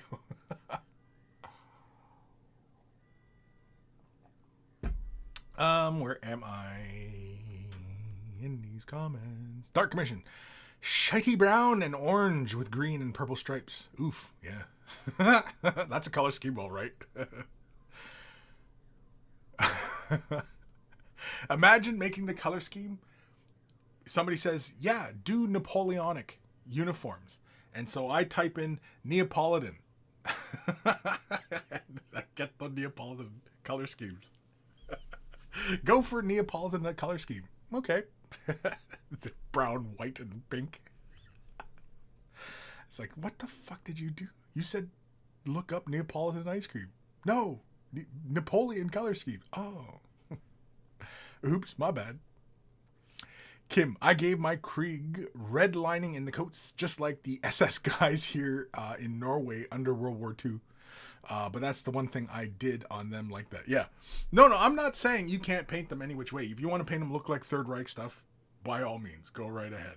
It's just when you really lean into the whole Third Reich stuff, that's when it kind of raises some eyebrows. And people go, well, okay, dude. Like when you're painting little fucking swastikas on your models, then you're going to have some issues. That's all I'm saying.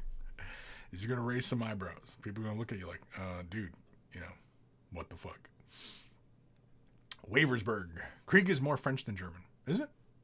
I always seen them as more of the Kaisers with the the pointy part on their helmets. I always seen them as that. But you're saying they're French? Yeah, okay, they're French. Sure. I don't know. I'm not a fucking historian. Because history, man, that shit was in the past. We're now. We're living in the now. So history, man. Whoa. That's how I sound in the evenings. Like, whoa, history. Whoa, whoa, whoa, whoa. It's in the past, man. Whoa, whoa, whoa. Sophie, the First World War French uniform is a blue coat, red pants. Might look okay. Yeah, paint them all French. Yeah, could do that. Again, bazillion different ways, but I want to do something different. I want to do something that is not the typical way you would see these models painted. But I'm also going to try and do a good job on them as well. So it all depends if I just go purely on color scheme or historical reference or, something 40K, right? Because 40K would be just paint them however the hell. Doesn't really matter. I mean, realistically, to go for a proper 40K color scheme, just go pick the colors that look good next to each other. And you can paint them that way, right? I mean, if you can have Space Marines painted bright red, bright yellow, you can have Death Corps of Krieg painted bright red, bright yellow. Why not? Doesn't really fucking matter, right? And anybody who's going, no, you can't do it, fuck you. You can do it. You can totally do it. If I want to paint them in bright rainbow colors, guess what's happening? They're getting painted in bright rainbow colors. And they're Death Corps of Krieg. Because it's completely wide open color schemes, right? All right. The Gim. I just finished the second season of What We Doing in the Shadows. Enjoyed that very much. What We Doing in the Shadows. I'm not familiar with that title. What show is that? What We Doing in the Shadows. What show is that? Where's that streaming? I don't know. Nathaniel. We live in the now, like Spaceballs now. Yeah, this is now. Well, what's this? This was the past. That's then. Where are we now? Now. You're looking at now, right now. That's basically live streaming. We're now. Everybody watching this after the fact, that's the past. This right now, if you're watching this June or January, June. If you're watching this in June, yeah. If you're watching this June 2022, this is the past. You're watching the past. But if you're watching this right now with me, now, this is now. Then people wonder why the fuck is time so weird? Because this is now. We're now. This stuff, if you're watching this in June 2022, that's now. Right now is now. But here's now. And now. Confusing myself. Wait, where am I? Jobs left nut. Did you get a set of speed paints from Army Painter? No, I didn't.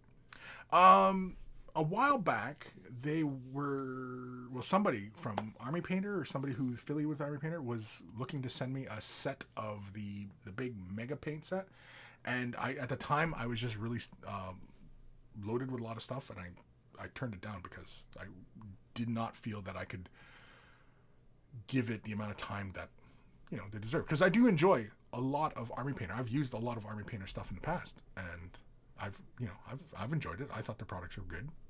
I don't see any inherent problems with their products, and I just didn't want to, sit on their product and not give it the amount of time that I felt that it would deserve. And so, yeah. I don't really like that term deserve, but in light of any other terms, I can't really think of anything, so yeah. But anyway, yeah. But no, Army Painter's not in the habit of sending me stuff. So yeah. The speed paints though, I mean, sure. I'll check them out at some point. I'm not in a rush to get them. Same with like the scale color. I enjoy scale 75 paints, but I never rushed out for what the fuck are they called? The colors that are supposed to be like contrast for scale color? No, that's their whole paint brand. Insta Potions? Is that what it's called? Insta Potions? Something like that, right? Scale colors? Anyway, yeah, I never tried them either. As far as everything that's like contrast, because unfortunately, like, contrast paints, Games Workshop, like, they got ahead of the curve on that one. Honestly. Because everybody's trying to imitate what Games Workshop's doing. Nobody's trying to fucking be innovative. Everybody just wants to imitate what the big guy's doing. That's kind of sad. People should be innovating more. And yes, I'm going to use the example, like TurboDork. TurboDork, they're ahead of the curve. As far as I'm concerned, they're doing something different. Yeah, it's not for everybody, but that's the price you pay to be innovative. Yeah, not everybody's on it, because people who are early adopters, they'll jump on it. People who, wait till it's established and, the kinks are wrung out, they'll jump on board. And then everybody else, right? All the plebs then jump on and go, yeah, TurboDork's really fun and blah, blah, blah, Everybody else years ago was going, yeah, because TurboDork's, they're doing something different. They're offering something that not everybody else is offering. And that's why they'll always get my golf clap. Because, yeah, bravo. They're doing something different. I will always be behind them in that regard, because they're doing something different. And bravo. Yeah, it's not gonna be for everybody. And yeah, sometimes, what they're doing might not work how they wanted, and they'll refine it. Because they're a new company and they're going to continue to grow. And that's what companies should do, is grow and innovate. Right? If you're always a step behind your competition and just doing what they're doing, you're not going to win, right? Winning is also not the right term, because that's kind of lame, but because, like, how do you win business, right? How do you win at business? Like Microsoft and Apple. Who's winning? How do you determine who's winning? Some days, yeah, Microsoft wins. Some days, Apple wins, right?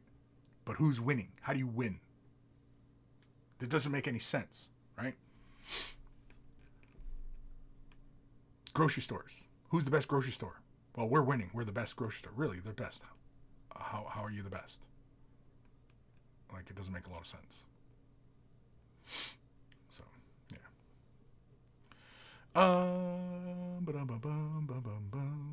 Thomas Wilson, have you played with the speed paints from Army Painter? No. Chaba just asked me that. You guys asked that like the same time. Damn. Are you guys in the same house? Are you the same guy? Anyway, no, I have not played with them. They're not on my immediate future. I'm sure they work fine, and I'm sure I've seen some other people talking about these paints. So, yeah, give it a try. If it's something you're curious about, give it a try. That's all I can say. Don't be afraid to give it a try. Just pick up one or two colors that might fit in with your current workflow. As far as you're working on, you're working on something red, and so you might as well pick up the red color from Army Painter and check it out and see if it's if it's what you need, if it's the solution you need. Because I know they're talking about it like it is a similar paint to like contrast paint, Citadel contrast paint, and yeah, and they're not going to be the only ones. Somebody else is going to produce a paint that's just like Citadel contrast. It's going to work just like that, and and it's kind of funny because I had put out a video. If I remember to put it there, I'll put it there. About turning any color into a wash. Basically, that's the title of the show. Title of the video is turning any color. And I made that video even before I was given the opportunity to preview the paints themselves. And yeah, it's just kind of funny how that all just kind of worked out. That I put out a video and basically you can turn any color you want into a shade wash, right? That's basically what it was. And all of a sudden Citadel is putting out paints that do what I had shown you could just make yourself. And yeah, and then all of a sudden Scale 75 is, producing colors that, do the same thing. And then Army Painter. And I'm sure Vallejo will come up with one. And somebody else. Name your favorite paint brand. They're going to come out with colors that do the same thing that Citadel's doing. And that's kind of unfortunate because, people are afraid, because that's basically when you know that there's too many bean counters worried about how much money something is going to make, because they're businesses, of course. So it's unfortunate that these are the kind of mindsets that people adopt. And, instead of making something innovative and new, same old. Oh, well, they're seeing a lot of success, so let's just do it ourselves. Well, yeah, you're just follow the leader. Well, everybody's just following the leader. That's really kind of lame. I like when people go off the beaten path, because that's when you find out something new, something interesting. Yeah, it doesn't work out sometimes, sure. But you find out something new,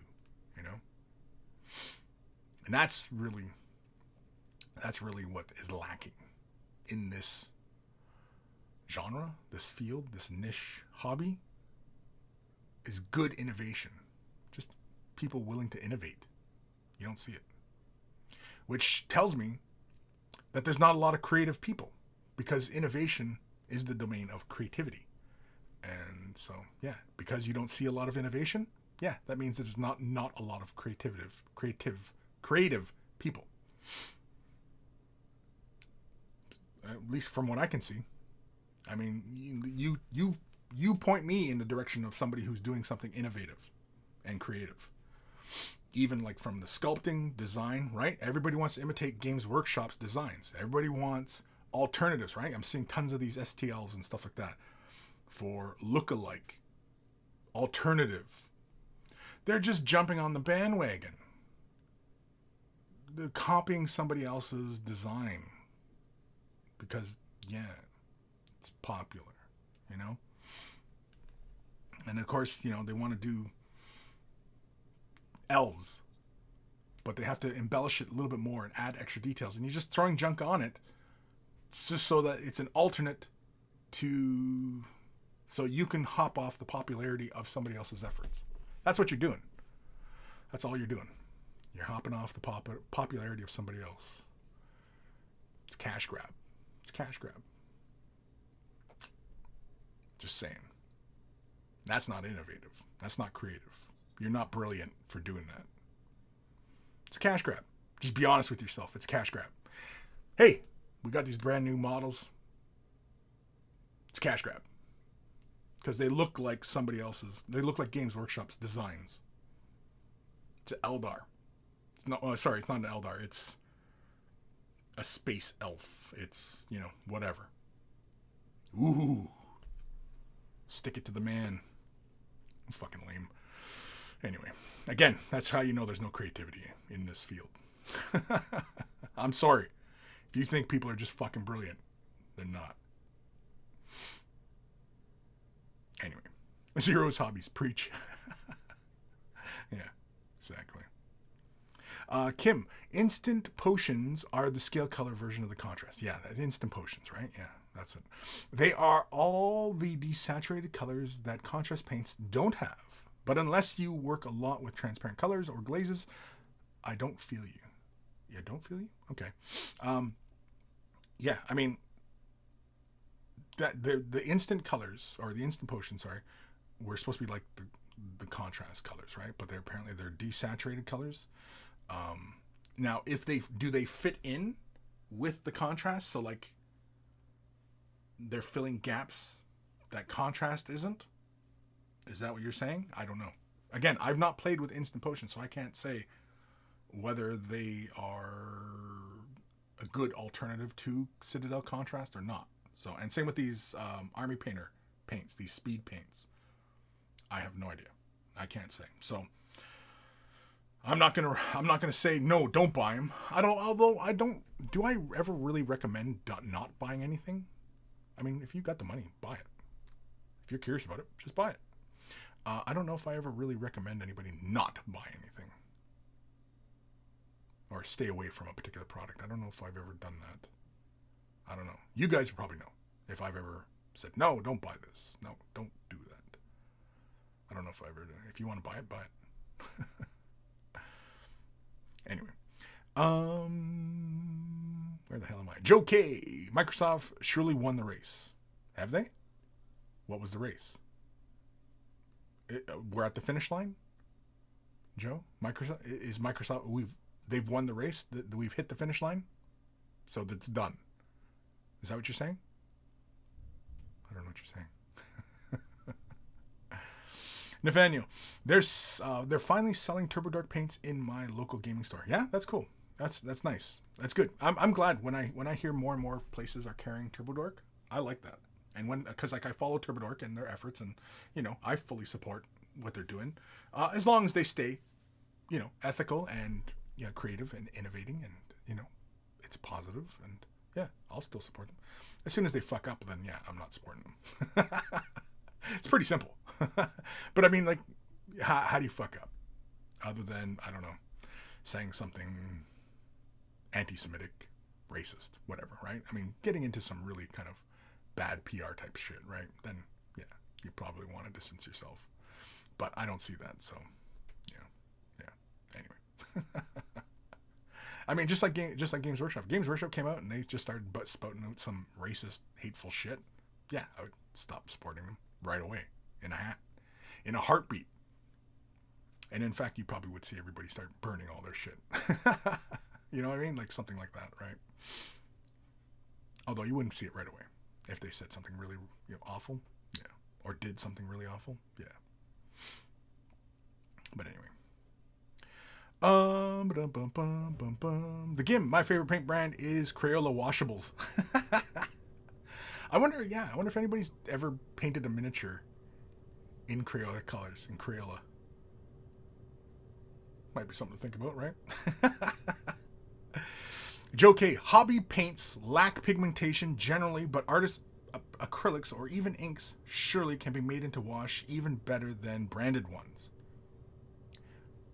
Yeah, again, when people, I don't know how much you follow along with what I talk about, but when people are talking about how pigmented paint is, I have yet to see anybody demonstrate how manufacturers check for how dense pigmentation is in a paint. So when people say, oh, this is more pigmented, this is less pigmented, I don't see anybody demonstrating the pigment count in a paint. So it's anecdotal at best, and it's just opinion. So, yeah, I don't take it very seriously. I mean, I'll check for myself, but again, my own opinion is anecdotal, but it is my own seeing is believing type of scenario. Now, if somebody was to drop some hard numbers on light fastness, opacity, opacity, pigment, right? These kind of things. If somebody starts dropping in these hard numbers, then yeah, I'm going to give it a serious consideration, right? But otherwise, no. I don't see that in anybody. When anybody's talking about any miniature paint brands, I don't see anybody talking about these actual factual ways in which paint manufacturers look at their colors and check, and you know what I mean? I don't see anybody doing that.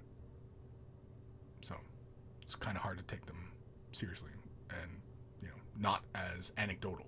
It's just anecdotal. That's all it is. And what is that worth?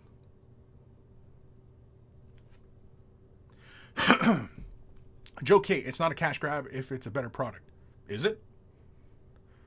Saying it's a better product, again, is anecdotal. You're saying it's, well, how is it better? How is it better? Give me some hard facts about how it's better. And I'll believe you. I'll believe you. I'll look at it. But otherwise, all you're saying is it's better than Games Workshop. Well, all you're doing is enticing people who are already on the hating Games Workshop bandwagon. And that's all it is. It's a bandwagon. That's all it is. It's a bandwagon. All the haters of Games Workshop, it's just haters. Because you know what? All those people who are the haters, they still buy Games Workshop shit. So it's just talk. Like, you know what I mean? Like, again, it's all anecdotal. Kim, I don't find that to be the case. I own many of the hobby paint brands made for this hobby and a bunch of artist paints from different brands, and most of them have great pigmentation and some have more than the artist acrylics. Right, but I'd like to see a proper breakdown of the paints. People don't do that. People just say, yeah, this is more pigmented than other paints. Okay, demonstrate it, please. Show me how it's more pigmented than another paint line. Demonstrate that, please. Show me.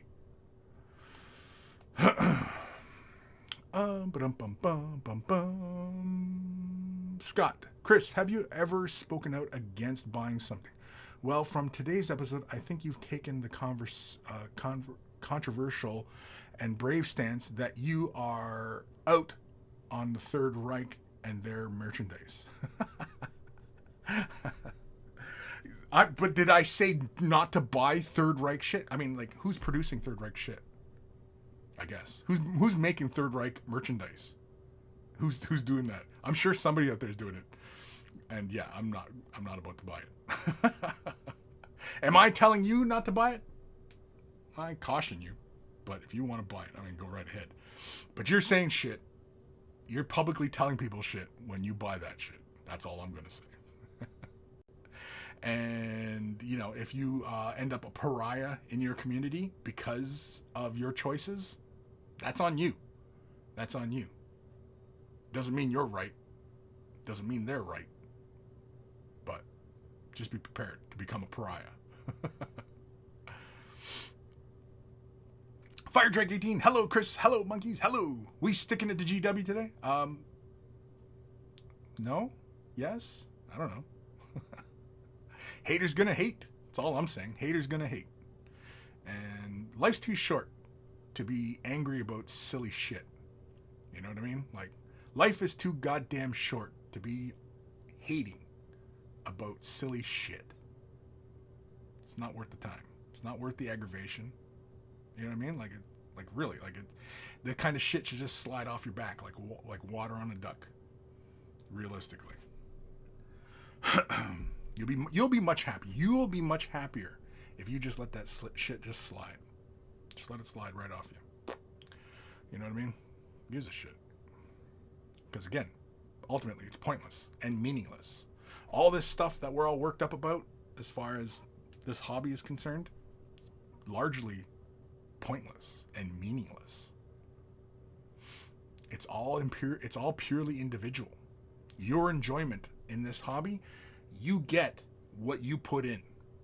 This hobby, just like any other hobby, you get out of it what you put into it. I really don't know what else to tell you as far as that is concerned. Like, if you're really upset about shit. I mean, if you're upset about Games Workshop's prices, then stop buying it. Stop buying it.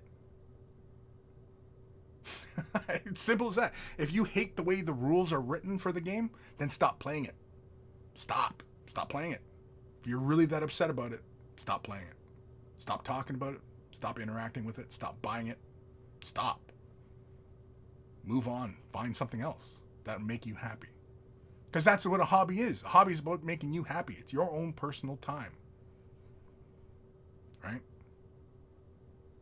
And if it doesn't make you happy, then leave. If you're upset from this made up stuff, then leave. It's time to go. So, anyway. Fire Drake 18. Without knowing any of the facts, it's probably better than GW. Yeah, again, I mean, like, I'd like to see some side-by-side comparisons. Again, when people are talking about how pigmented something is, you're going to have to demonstrate that to me. You have to demonstrate it. You can't just say it's more pigmented. Oh, really? By how? How did you determine that? It's more pigmented. Oh, okay. It's smoother. Oh, yeah? Please, demonstrate. How is it smoother? It just feels like it. Oh, it feels like it. Oh, we're talking feelings now. Okay. We're talking feelings. All right. Fuck your feelings. Sophie, I still want to see Kris paint line just to see the funny names he'll come up with. Oh, the paint line? Yeah, I know. People have asked that one many, many times over the many, many years, making a paint line.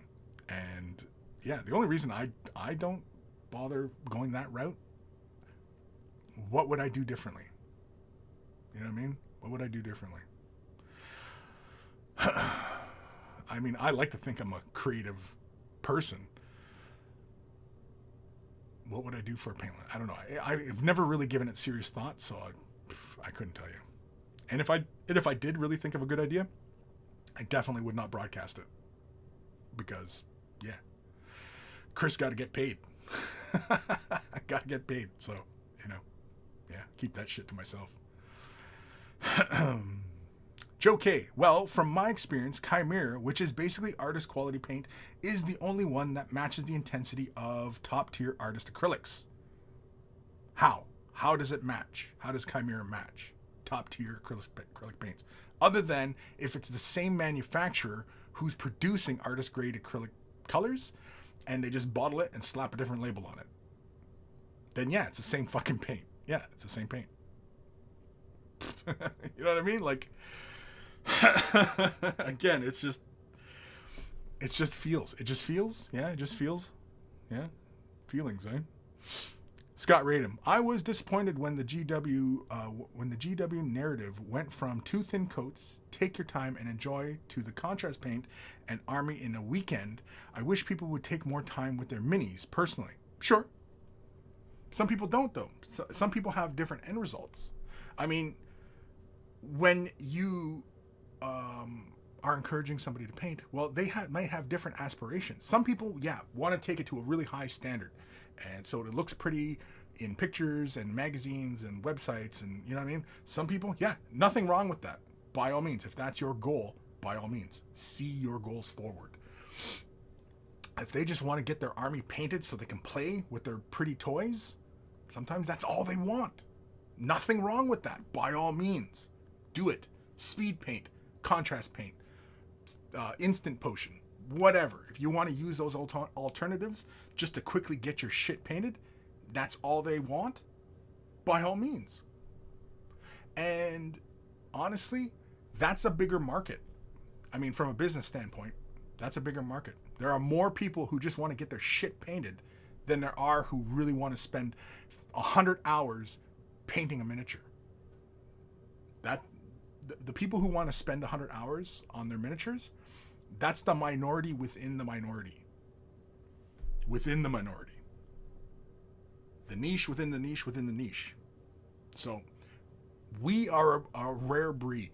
We are rare. Because the reason why we're a rare breed is because it takes a lot of patience and time and development and commitment. Not in this day and age.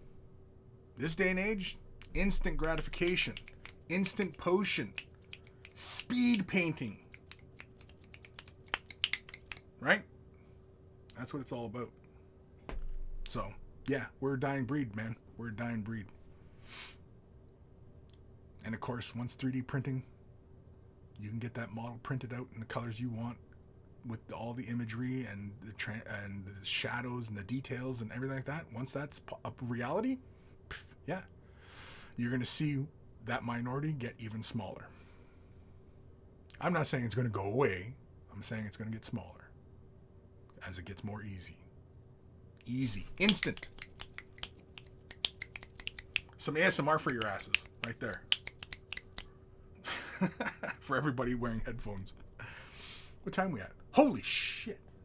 We're 7 minutes OT. God damn it. Got emails to get to. God damn, boy. God damn. All right. Fire Drake.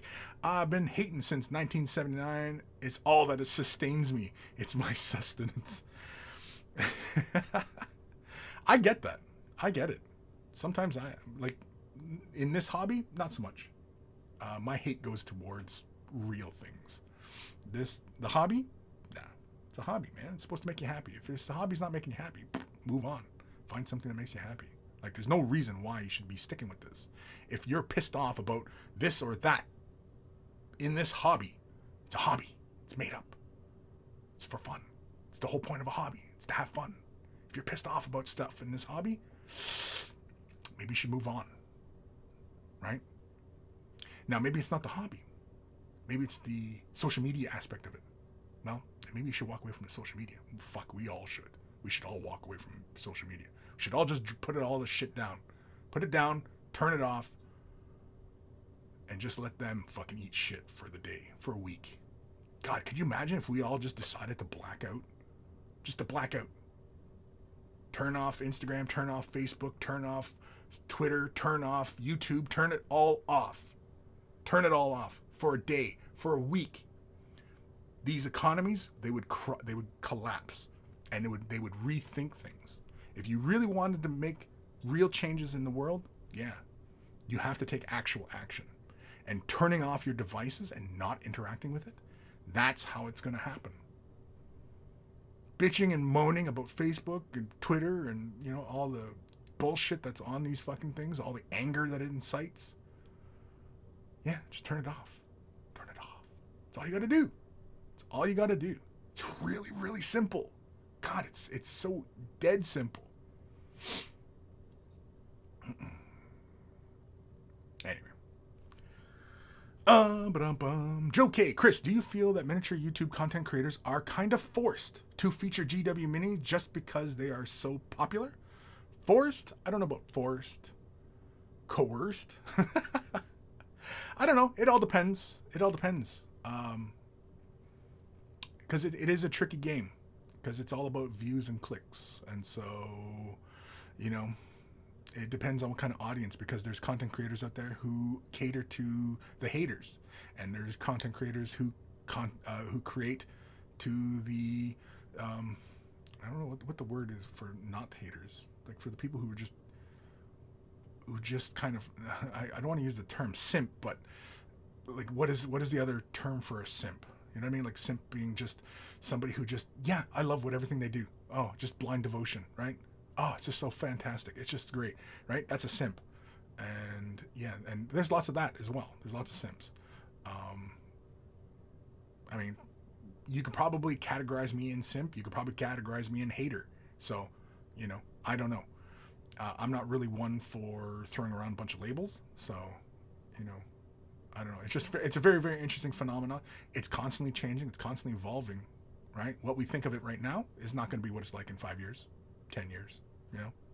Just like what it was 10 years ago is not what it is today. So, yeah, it's all going to be changing. It's always evolving, right? So, it's tough.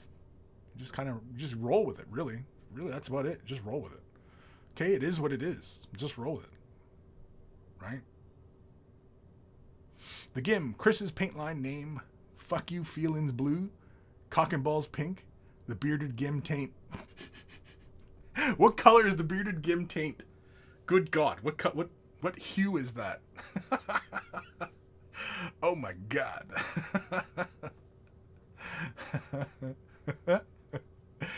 Kim, I got all the Chimera paints. They are some of my favorite paints. They're actually artist acrylic made for models and watercolor painting. Yeah, well, I'm finding that all these paint lines that are talking about ultra matte paints, they finish ultra matte, are they just using gouache? Is that all it is? They're just manufacturing acrylic gouache? Because I've been playing with the acrylic gouache, and yeah, that's how it feels. Like these ultra matte paints, it's just they're using like a gouache recipe. So if anybody really wants to get into some really, you know, finessed and feel like a real pro, just get gouache paints, acrylic gouache. Just do it. Save yourself some time and money. Pick it up from Golden or Liquitex, any of the big name artist brands. They'll have gouache. Vallejo will have gouache. Winsor Newton will have gouache. Anybody out there. But get acrylic gouache. Don't get regular gouache. Get acrylic gouache. And yeah, you'll be a pro in no time. If anybody who believes in the paint makes you better, you're gonna be a better painter because you're getting the pro paint. Yeah, get a gouache. Go for gouache. Just go for gouache. That's it. That's all you got to do. You'll be a pro in no time. That's a lie, by the way. I'm lying. But anyway, yeah. Andrew Cameron. Also, not everyone has the time. I spend time on character models, but for all my grunts and shit, yeah, 100% give me the contrast and speed paint. Yeah, exactly. I mean, again, everybody's different. Again, like I was saying at the beginning of the show, everybody wants to have this one answer for all problems. The world doesn't work like that. It's a case-by-case basis. It's a case-by-case basis for everything. Everything. That is your one solution to all the problems, is to adopt a case-by-case mentality. It's all case-by-case. It's not one solution for everything. And this is the same kind of thing, you know? Yeah. Some people just want to paint their miniatures, get them done for the tabletop, or for whatever reason. It doesn't even, their reasons don't even matter. It's their reason. It's individual. Your own individual reasons are nobody's business. They're nobody's business. Your own personal reasons for whatever you do are entirely yours. As long as they don't negatively impact anybody else, by all means, do you. You know? I'm not going to sit here and tell you, this is the way you should be painting. Unless, of course, you want me to tell you that. I'll tell you. Just join my Patreon. I'll tell you that shit all day long. I'll tell you what to do. I'll tell you what to do. Fuck your feelings. Anyway. Just turn really mean really fast, right? Nathaniel, after they clipped themselves out of the sprue, cleaned themselves, glued themselves, it's like indie games on mobile devices. Yeah, exactly. Sycophants? Yeah, sycophants. That's it. Thank you. Yes, that's the word. Sycophant. It's a simp is a sycophant, right? This other entity has your undying support and loyalty for no reason. The love only travels in one direction. It's not reciprocal, right? Anyway. Fire Drake. Super chat, $5. Thank you, Fire Drake. Sorry, I don't have the things turned on. The other program I use for streaming and everything like that, for whatever reason, it shit out on me. Automatic updates or something. I don't know. It completely fucked up my shit. So I got to use the older program. And the older program, I haven't bothered putting in because you got to do it all It's OBS, so you got to do it all manually, right? And I just haven't done that shit. So, Anyway. But yeah, here's some burger money for you. Thank you, Fire Drake. Thank you. Dark Commission, sycophants, not to be confused with elephants. The Gim, bearded Gim taint. I'll send a pic. No, don't. Jesus. No, don't send me a damn pic. Oh, God, no. Don't put them on the phone. Joe K. I mean, would you do videos for miniatures about the War of the Roses or the Peloponnesian War if you were really into those periods? Or it would be considered as YouTube suicide? No. I mean, I'm not at a point where I'm really concerned about my numbers. I don't generate a huge amount of views. Fairly decent sized following, but yeah, my videos don't get a lot of views, which is why I kind of took a break from like Fresh Tips, because I was creating these tutorials and which is again where I practice letting things slide. I'm more interested in helping you further your goals and see your vision further. I'm concerned with that. So I've adopted this mentality of helping others. I'm only interested in helping you guys become better painters, better hobbyists, better whatever. And that doesn't generate a lot of views. Helping people, that doesn't generate a lot of views. Controversy, haters, right? That generates lots of views. People tune in all day long for drama. I'm not interested in drama. So that's why my shit doesn't get a lot of views. And I also took a break from the Fresh Tips because, yeah, they weren't generating a lot of views. And it takes a lot of effort to make a Fresh Tip video. And, which is why I kind of switched to streaming, because I can just turn it on and just talk like this, work on what I'm doing, That's why streaming is just, not the easier isn't the word, but it's just a little bit more convenient, I guess, because then that way I have time to work on other stuff, because yeah, there's prep for things, and so yeah, I have time for that. And so this coming week, I'm planning on doing filming for tutorials. So I'm planning on doing some tutorials this coming week. And yeah, you won't see those for a bit, but yeah, so that's all.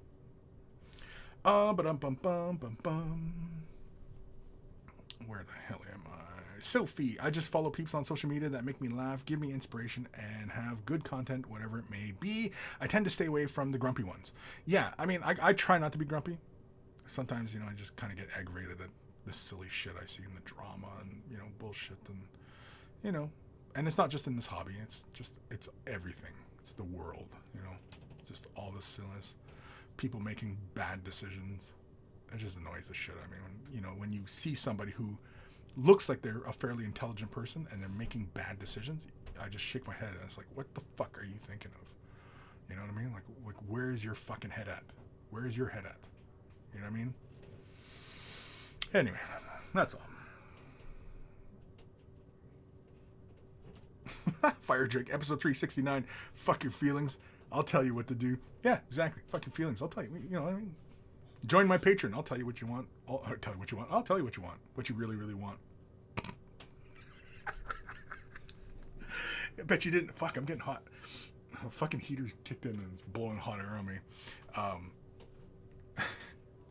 can't remember what I was going to say now. Fuck, it was bullshit anyway. Whatever. The Wannabe Painter. Have to leave, folks. Thanks for the CNC on the tank. We'll keep you updated. Have a nice weekend, everybody. Yeah, later, dude. Sophie. The love is only one way. Only one way. The love is only one way. With a sycophant, the love is only one directional, right?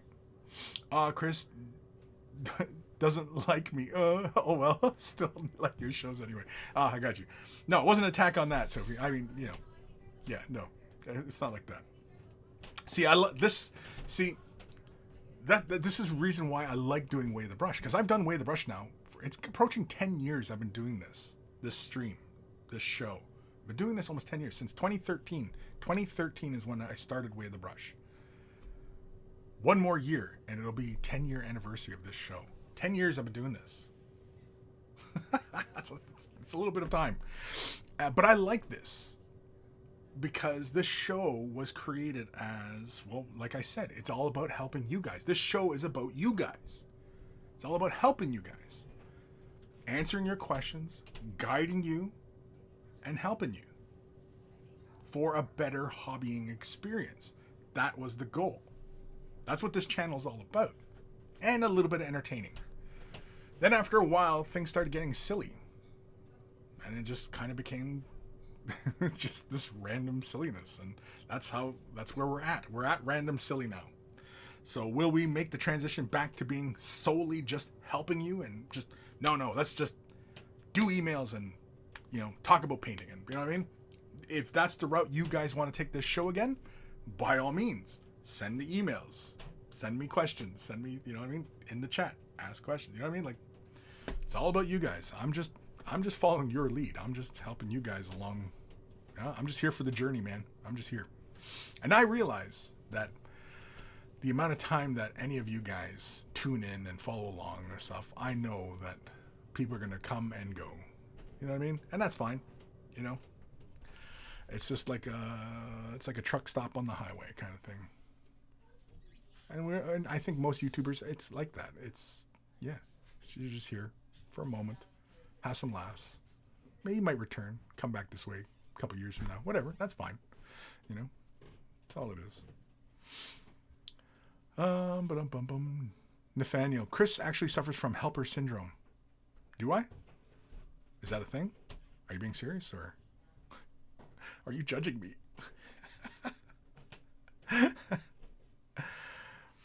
The Gim, drama and dick pics will get you clicks. No drama, drop your pants. Drama and dick pics will get you clicks. Did you just make that up, Gim? Did you just make that up? Or is that a saying? Because that sounds like a real saying. Drama and dick pics will get you clicks. I write that down, because that's brilliant. That's brilliant. If you made that up, Gim, you're brilliant. I mean, I always knew you were brilliant, but I mean, that's brilliant. If you copied and pasted that from somewhere, well then, cool. Let me know where. It's still good advice. Or it's not really advice, but it's more of just a saying. Anyway, statement. There we go. Fire Drake. If Kris starts an OnlyFans, each donation gets you a squirt of baby oil. Like, gets you a squirt of baby oil? Or like I gotta squirt baby oil on myself. Be well marinated. Just rubbing baby oil everywhere. That's Kris. He's well marinated. The Gim, will you tell me what I want? What I really, really want? Nathaniel, what will you do on the 10th anniversary? Oh, fuck, I haven't got a clue, man. Haven't got a clue. Peter Magro, you should sell holy water, Kris. I'd buy some to cleanse my minis. Yeah, there we go.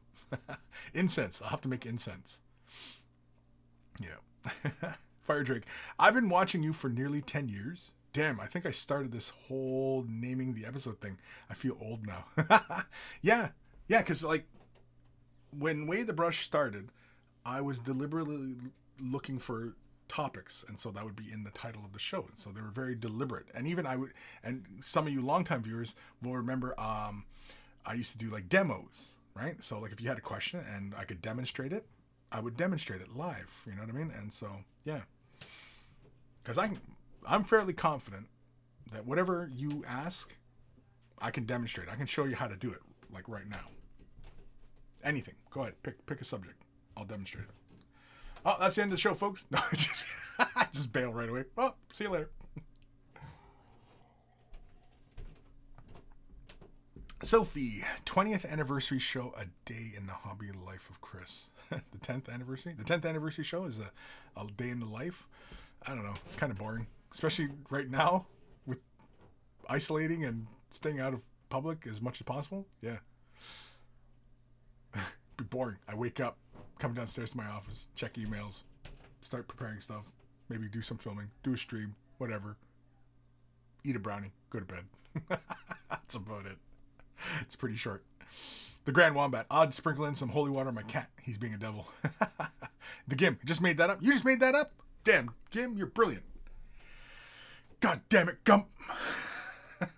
Drama and dick pics will get you... Well, fuck, I'm copying that. I'm copying that right now. Yeah. Because that's brilliant. And I'll have to put, like in quotes, Gim 2022. Drama and dick pics will get you clicks. I like that. That's funny. Sophie, I know I got the name 2 episodes of the show. Yeah. So yeah, if I'll assume it's Fire Drake. That yeah, we started doing the naming of the episode, and because like I was streaming and I was like, I didn't even name the episode. What are we talking about today? And then it's like, then people just started throwing random stuff out there, and it's like, oh, okay, yeah, screw it. And then it got to a point where we were just picking crazy ass titles for the show, and it was okay, fuck it, we're gonna. You know, because I'm tempted to name the show Drama and Dick Pics Will Get You Clicks. I'm tempted to use that as the show title. Because it's good, but I'm just going to save it. I've already saved the quote, so yeah. Because I like that. That's a good one. Drama and Dick Pics Will Get You Clicks. I like it. Joe K, which version of the plague do you have there? Here we are, Omicron 2. Omicron 2? Omicron 2. The sequel? The comeback? The revenge? Omicron 2, the revenge. I don't know, it's Omicron. I don't know, I was sick just after New Year's, and yeah, it took me out of commission for a couple days. I was vaccinated, I'm vaccinated and everything like that, but yeah, I was ill for a couple days, but I would assume that because I'm vaccinated that I did not suffer a very harsh exposure to it or anything like that. Like I didn't feel very bad. Body ached, but yeah, hips. Ooh, I felt in my hips for whatever reason, and yeah, but I'm okay now. I feel fine, and I'm not sniffly anymore. I remember last episode, I was still a little bit sniffly, but now I'm fine. Here, listen to me breathe. Anyway, Simpsons reference for anybody out there. Listen to me breathe. Grand Wombat, can you demonstrate the Macarena? Tick, tick, tick, tick, tick, tick, tick, tick. Oh. Joe K, Omicron strikes back. Yeah, there we go. Omicron strikes back. That's it. The virus strikes back. You know what? Talking about all this strikes back makes me want to watch Star Wars. Episode 5. What's it called? Who Strikes Back? The game. I didn't like Omicron, the original. Still recovering from that viewing. Yeah. Yeah, I don't know. I don't know if I had it. I didn't test. I didn't bother testing. I figured that it was a variant of COVID. Although I'm not 100% sure if it even was COVID. I assumed I was transmissible as COVID. So that's why I took all the precautions. I just assume it. Assume the worst. Right? Prepare for the worst. Hope for the best, that kind of thing. So, yeah. Anyway. Nathaniel, Chief Wiggum. They showed the episode today on TV. Oh, did they? Oh, yeah. Listen to me breathe.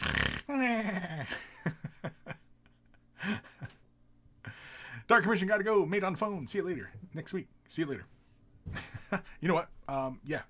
Fuck, we're 2:30. I guess still got emails to do. So let's do emails. If you're wearing headphones, turn them up or down because here it comes. Change camera angles like that. Fuck. It's email time.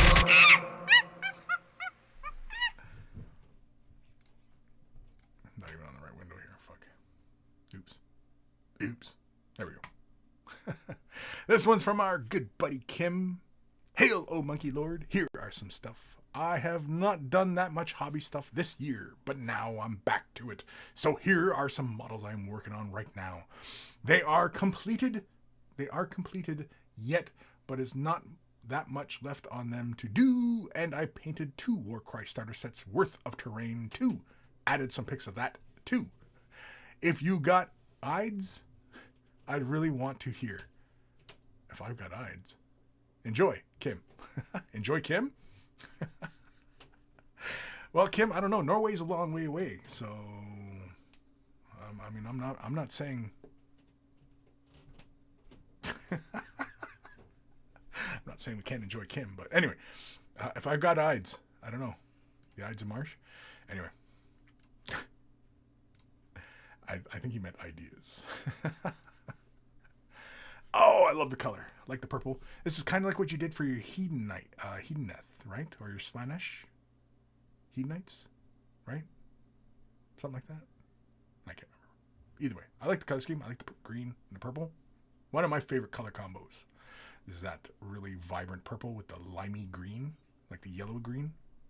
Not limey, like, you know, the slur against English people, but I mean limey as in like a lime. Do people still use that as a slur against English? Do they? I don't know. Anyway, this isn't a fucking symposium on fucking racial slurs or ethnic slurs, whatever. I like that. I like the is it like yeah, it looks like you're airbrushing like a bit of like a zenithal, right? On the purple. You're putting down that purple and then coming in with that magenta on the top. I like it. I like it. Now you have the lime green. Why not go with lime green flames? Or do you think it would be too much? Oh, I like what you did for the face. Kind of has like a spectral vibe. Yeah, like green fire, I think would have been cool rather than busting with the traditional kind of normal yellow-orange. And green fire would be cool. But it's just my thoughts. I do like it on the hair though. Looks really good. The color combination is really good. Oh, this is the Warcry terrain. Look at all this shit. And what'd you do? Did you paint this in an evening? Is that what you're telling me here? Because I'd believe it if you did this all in one evening. Kim's a machine. Yeah, I really like how you did that face. I like that. It looks like almost like a hologram. Or it's like there's a spectral energy in behind the faceplate kind of thing, and it's all kind of just, you know, this like Rorschach kind of, you know, moving and floating around in there. It's kind of cool.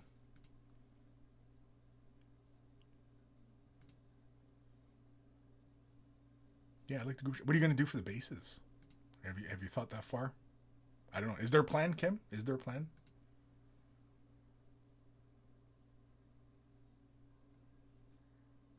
I'd go for something very desaturated, neutral for the base, a gray or something, you know. You could go brown as well, but I don't know.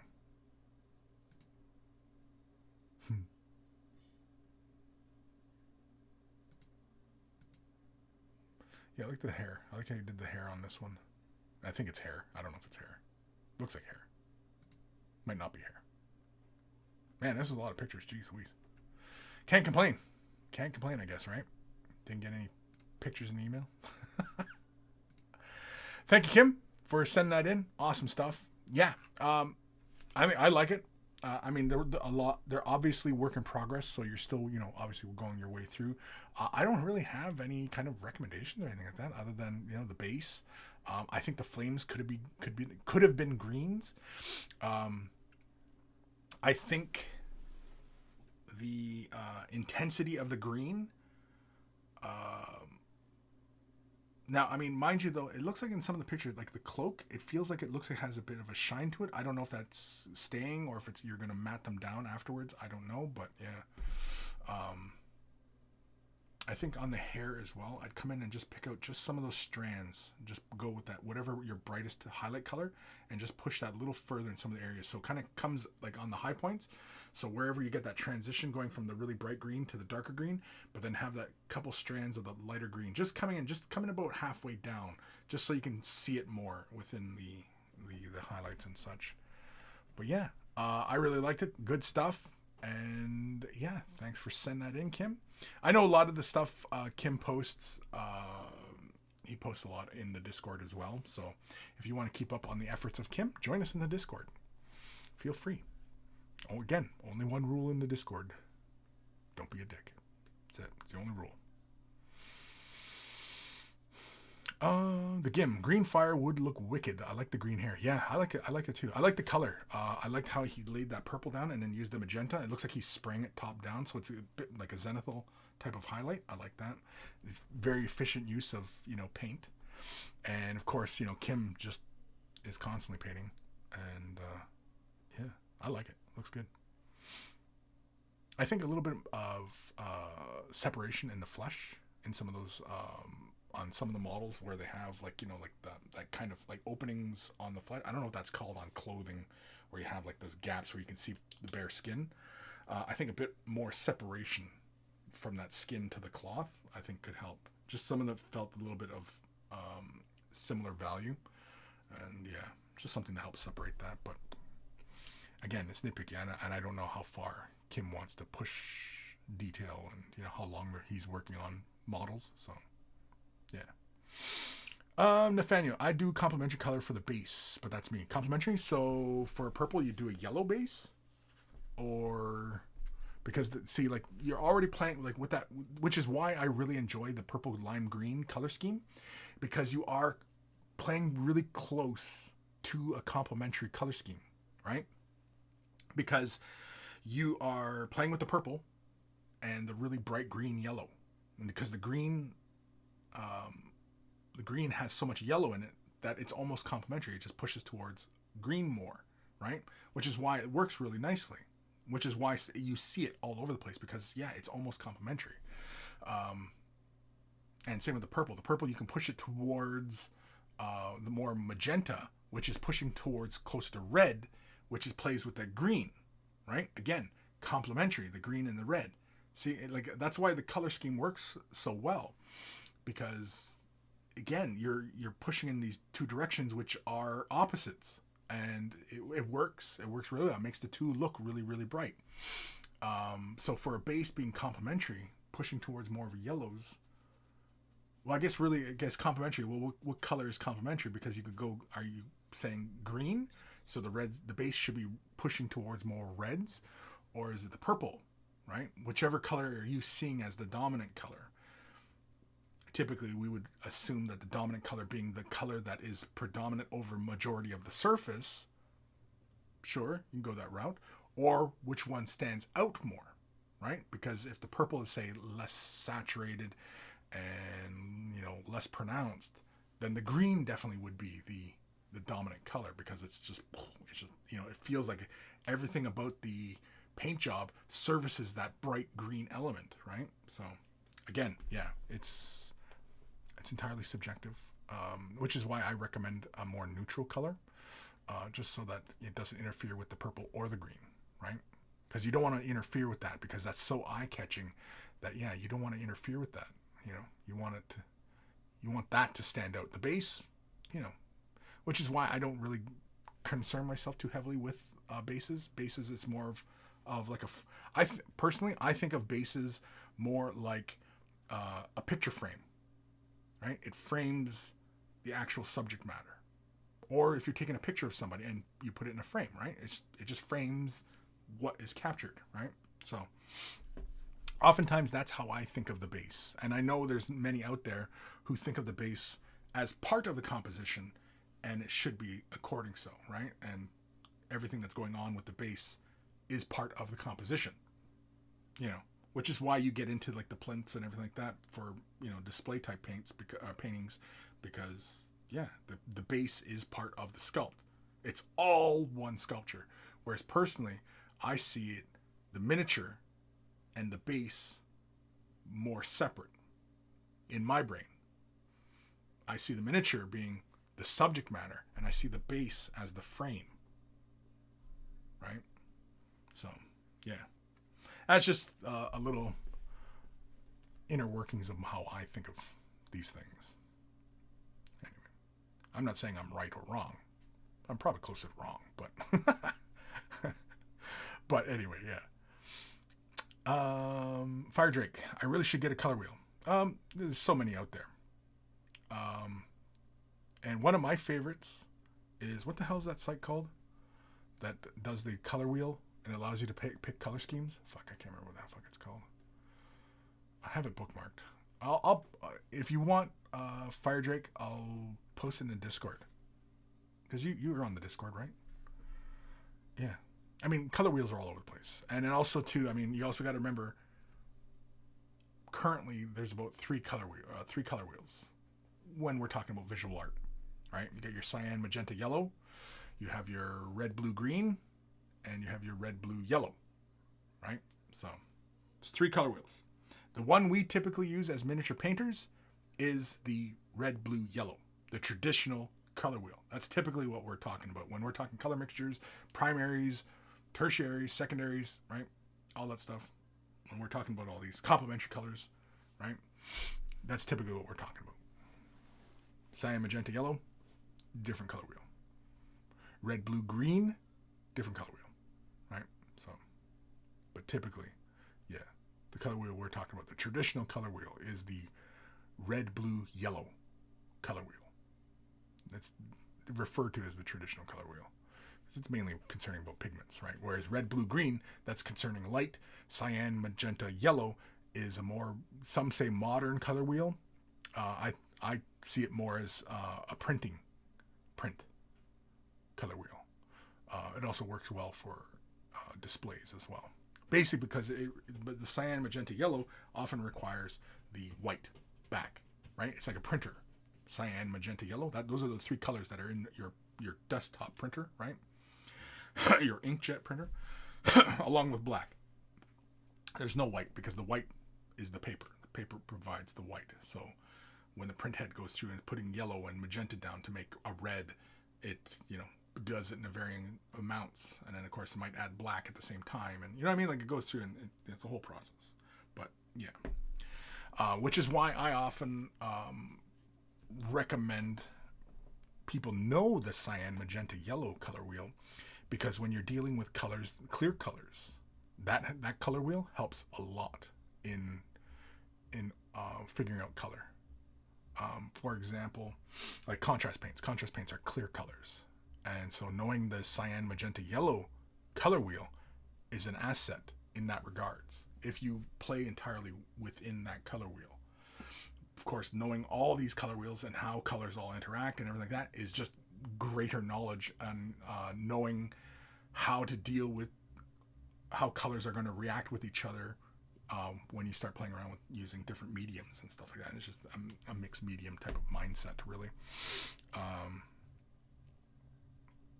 Yeah, I often equate the cyan, magenta, yellow color wheel with contrast paints just because that's often how it works, right? Because they're clear colors and you're often relying on the brighter base of the model to provide your light values, right? That's how it works. That's how contrast works, right? It's just like a printer. It's like printer ink. It's going to do the same thing. Oh, the other one that I keep forgetting about all the time too is Minotaur Ghost Tints. That's another one. Clear colors. Ghost Tints. Whole other ball of wax though. But anyway. Nathaniel, I have a color wheel that shows all color wheels and also gray for values. Yeah. Yeah. Fire Drake, I learned something about color wheels today. You put your hand up. Yeah.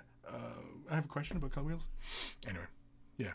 Kim, I did a Prussian blue and then a reverse zenithal with a dark purple. Oh, okay.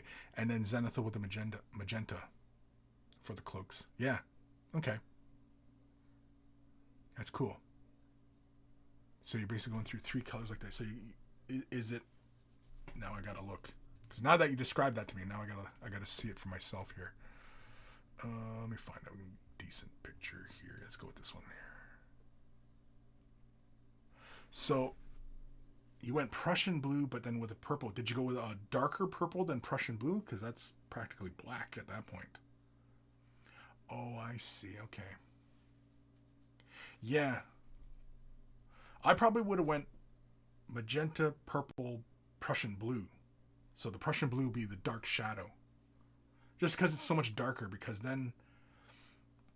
some of your shadow values, like see up on the shoulders, like I'm looking at this picture here, and some of your shadow value, like on the detail on the shoulders, the effect works really, really well, but it gets a bit lost in the downward swoop part in behind the character. Not the part that comes around, that bends around the front.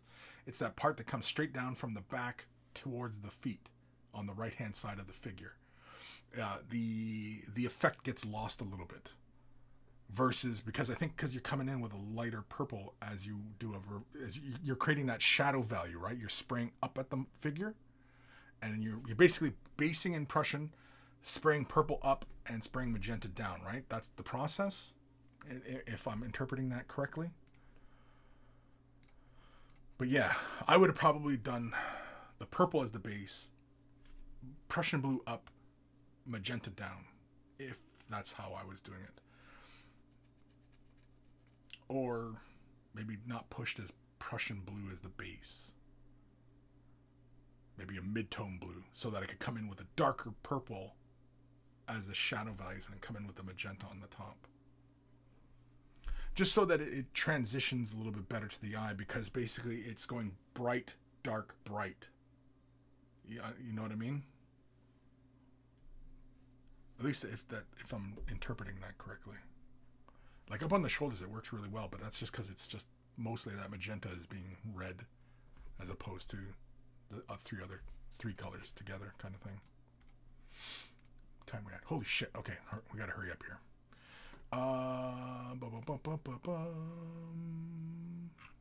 Yeah. Okay. Next email is from our good buddy Legion Miniatures. Hey, Kris and Monkeys, one more mercenary is done. This one is based on Splintered Fang Warband. Lots of kit bashing possibilities with that kit. Oh, really? Best regards, Legion Miniatures. So here is his mercenary Cabalites, Dark Eldar, Craftworld Eldar. Ooh, I like the headpiece. That's really cool. I like that. What is that headpiece from? Looks like from the Fire Slayers. Is that where that's from? He's also rocking a Harlequin's Kiss. Dark Eldar Blade. I really like this. This is really fun. I like your base as well. I like you use that mixed texture, basically the pumice one and the crackle medium. I like that. I like that headpiece. Like, I like how it has that wild appearance. Like, is that from the Fire Slayers? Am I correct in that? So that's what it looks like. It looks like the Fire Slayers headpiece. But anyway, really fun conversion. I really like. Oh, he's even got a mangled up face too. He's all mangled. That's something you don't see a lot of as well on Eldar, is like scars and things of that nature. You also don't see facial hair. Oi. It's like a little servo skull thing. With little arms, it looks like. It's like a Gene Stealer skull, but it's a servo skull. That's really cool. That's a fun idea. I like that. It's like the elves are perverting human ideas and, making servo skulls out of all sorts of wacky crap, right? Yeah, I really like that. Thank you, Legion, for sending that in. The headpiece is from the Splintered Fang. Yeah, I'm not sure what the Splintered Fang is. I guess I'm looking it up now. Splintered Fang. Fang. What's Splintered Fang? Oh, these guys. These elf duders. Oh, okay. They're like these gladiator dudes. Oh, yeah. See, I'm not that familiar with a lot of the Warcry stuff. Oh, that's what the head is for. Oh, because the dude. I see the dude. He's got the sword straight out like that. Okay. Yeah, these guys have like this, like elf, deepkin, gladiator vibe going on. Are these guys supposed to be like a deepkin thing, or like what? Can we find the dude? Let's see if we can find the dude. Oh, that's him. This is the dude, right? This is the head, Legion? Yeah, I can see the scar. This is the whole head. I thought you just took the headpiece. Oh, no, he doesn't have a scar. Or does he have a scar? I can't tell from that paint job. But anyway. Yeah. Oh, they even threw a little touch of green in that silver. That's fun. I like that. Yeah. Very subdued paint job on these figures, too. Like, not very bold colors. Which is kind of different for a lot of Games Workshop stuff. It's painted in the Games Workshop standard, but yeah, it's a very subdued color palette. Very muted. Yeah, I like the head, though. The head is cool.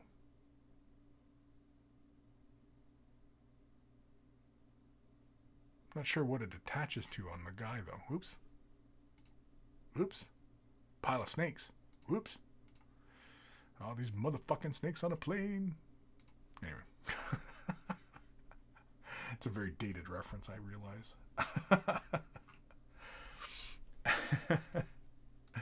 Anyway. Fire Drake. Is that the dude playing the dude disguised as another dude? What? What do you mean, you people? What do you mean, you people? Huh? Kim. All the original Warcry warbands are mostly human. Chaos Cultists. Oh, really? They're human? That guy's an elf. He's got pointy ears. I can't tell from the rest. Can't tell. But that dude's got pointy ears. He elf. But then again, he's not painted the same skin values either. He's got a very pale skin versus like the other guy's got kind of warm skin and the other guy's got dark skin. So I guess he's just an elf that's riding around with these guys. Cool. Nathaniel Legion, did you mess up the guy's face, or is that in the sprue? Did he mess up the face? How did he mess up the face? I didn't see up any messing in the face. Oh, you mean like the tubes coming off the head? Is that what you mean? Yeah, it's probably he did that because he's got the tubes running around the armor as well. It's an interesting conversion. I really like it. I like the colors as well. I like that green armor with the brown, or is it purple in the recesses?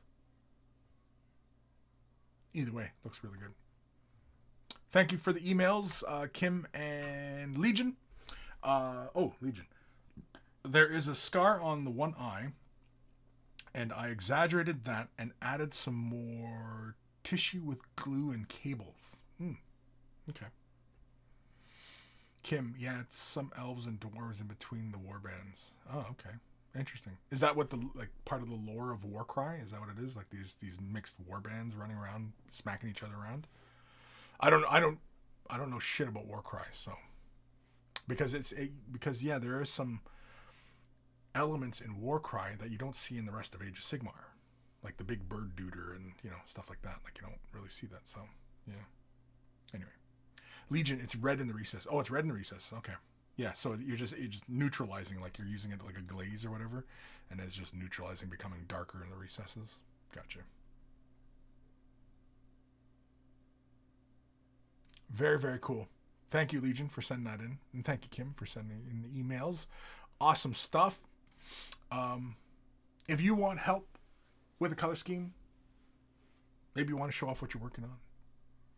Maybe you're brand new to this hobby and you want a clarification on terminologies. Whatever it is, feel free to send your questions to Kris at wayofthebrush.com. It is in the description.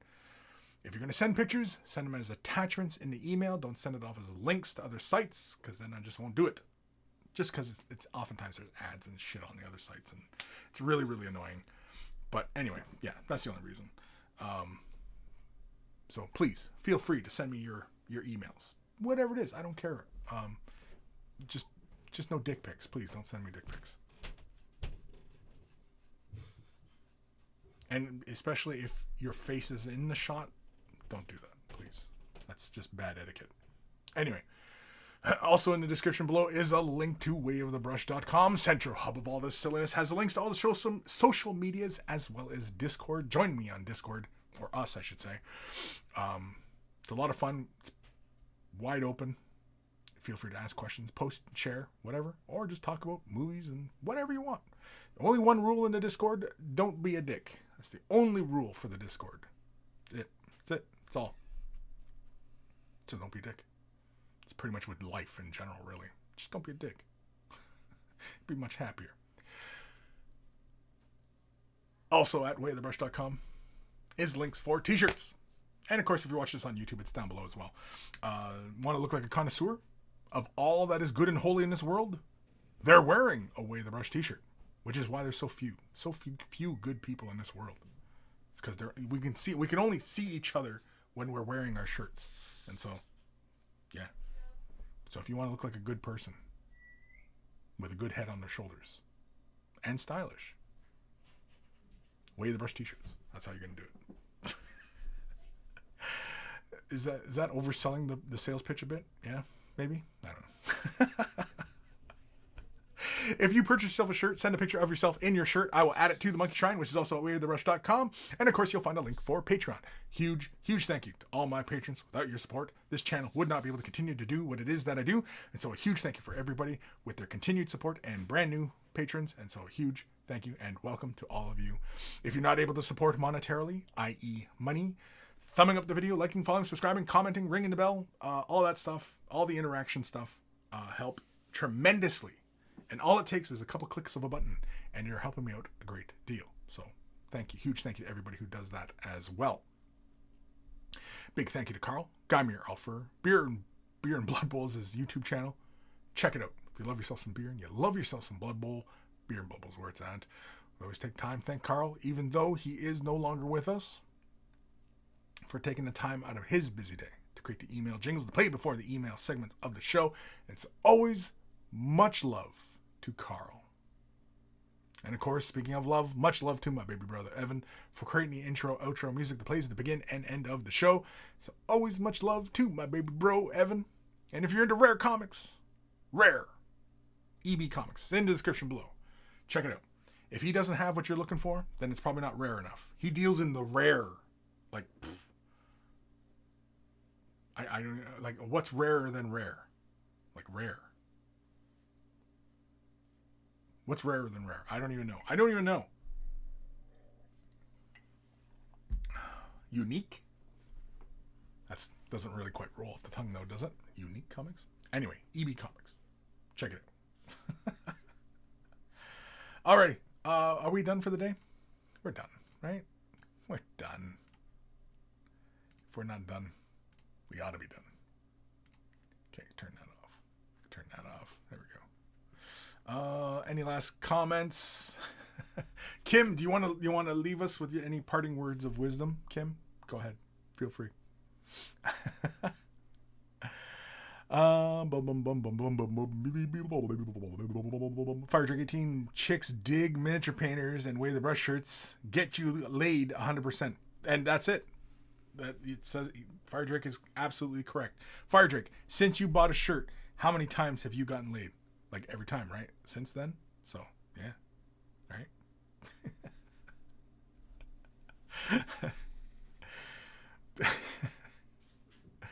Fire Drake, super rare?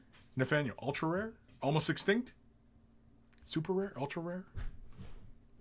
Does rare really require that added bit? Ultra or super? Because, like, what constitutes super rare? Because rare...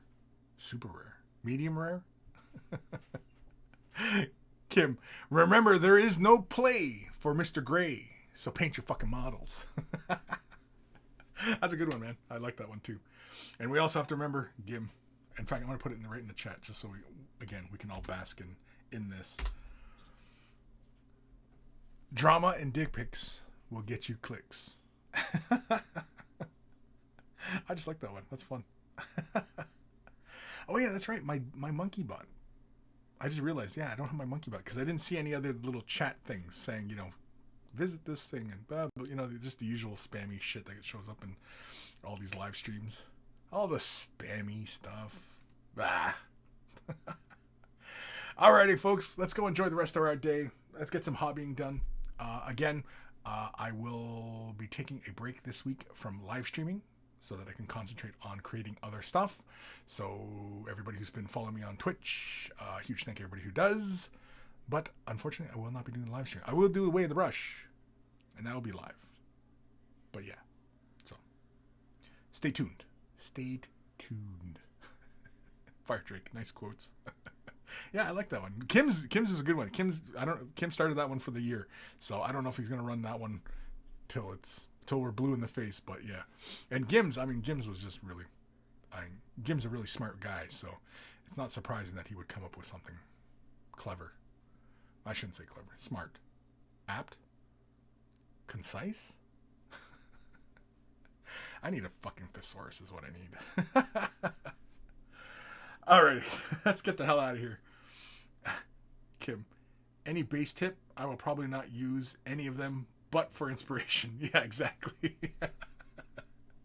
These, it's just quotes, just kind of like, it's kind of like, the blackboard, the home sweet home, shit like that. It's just, it's just quotes, the inspirational quotes. Goes to Starman Deluxe. Got back just in time to catch the ending. Yeah, just in time. Ghost, you're late. Again.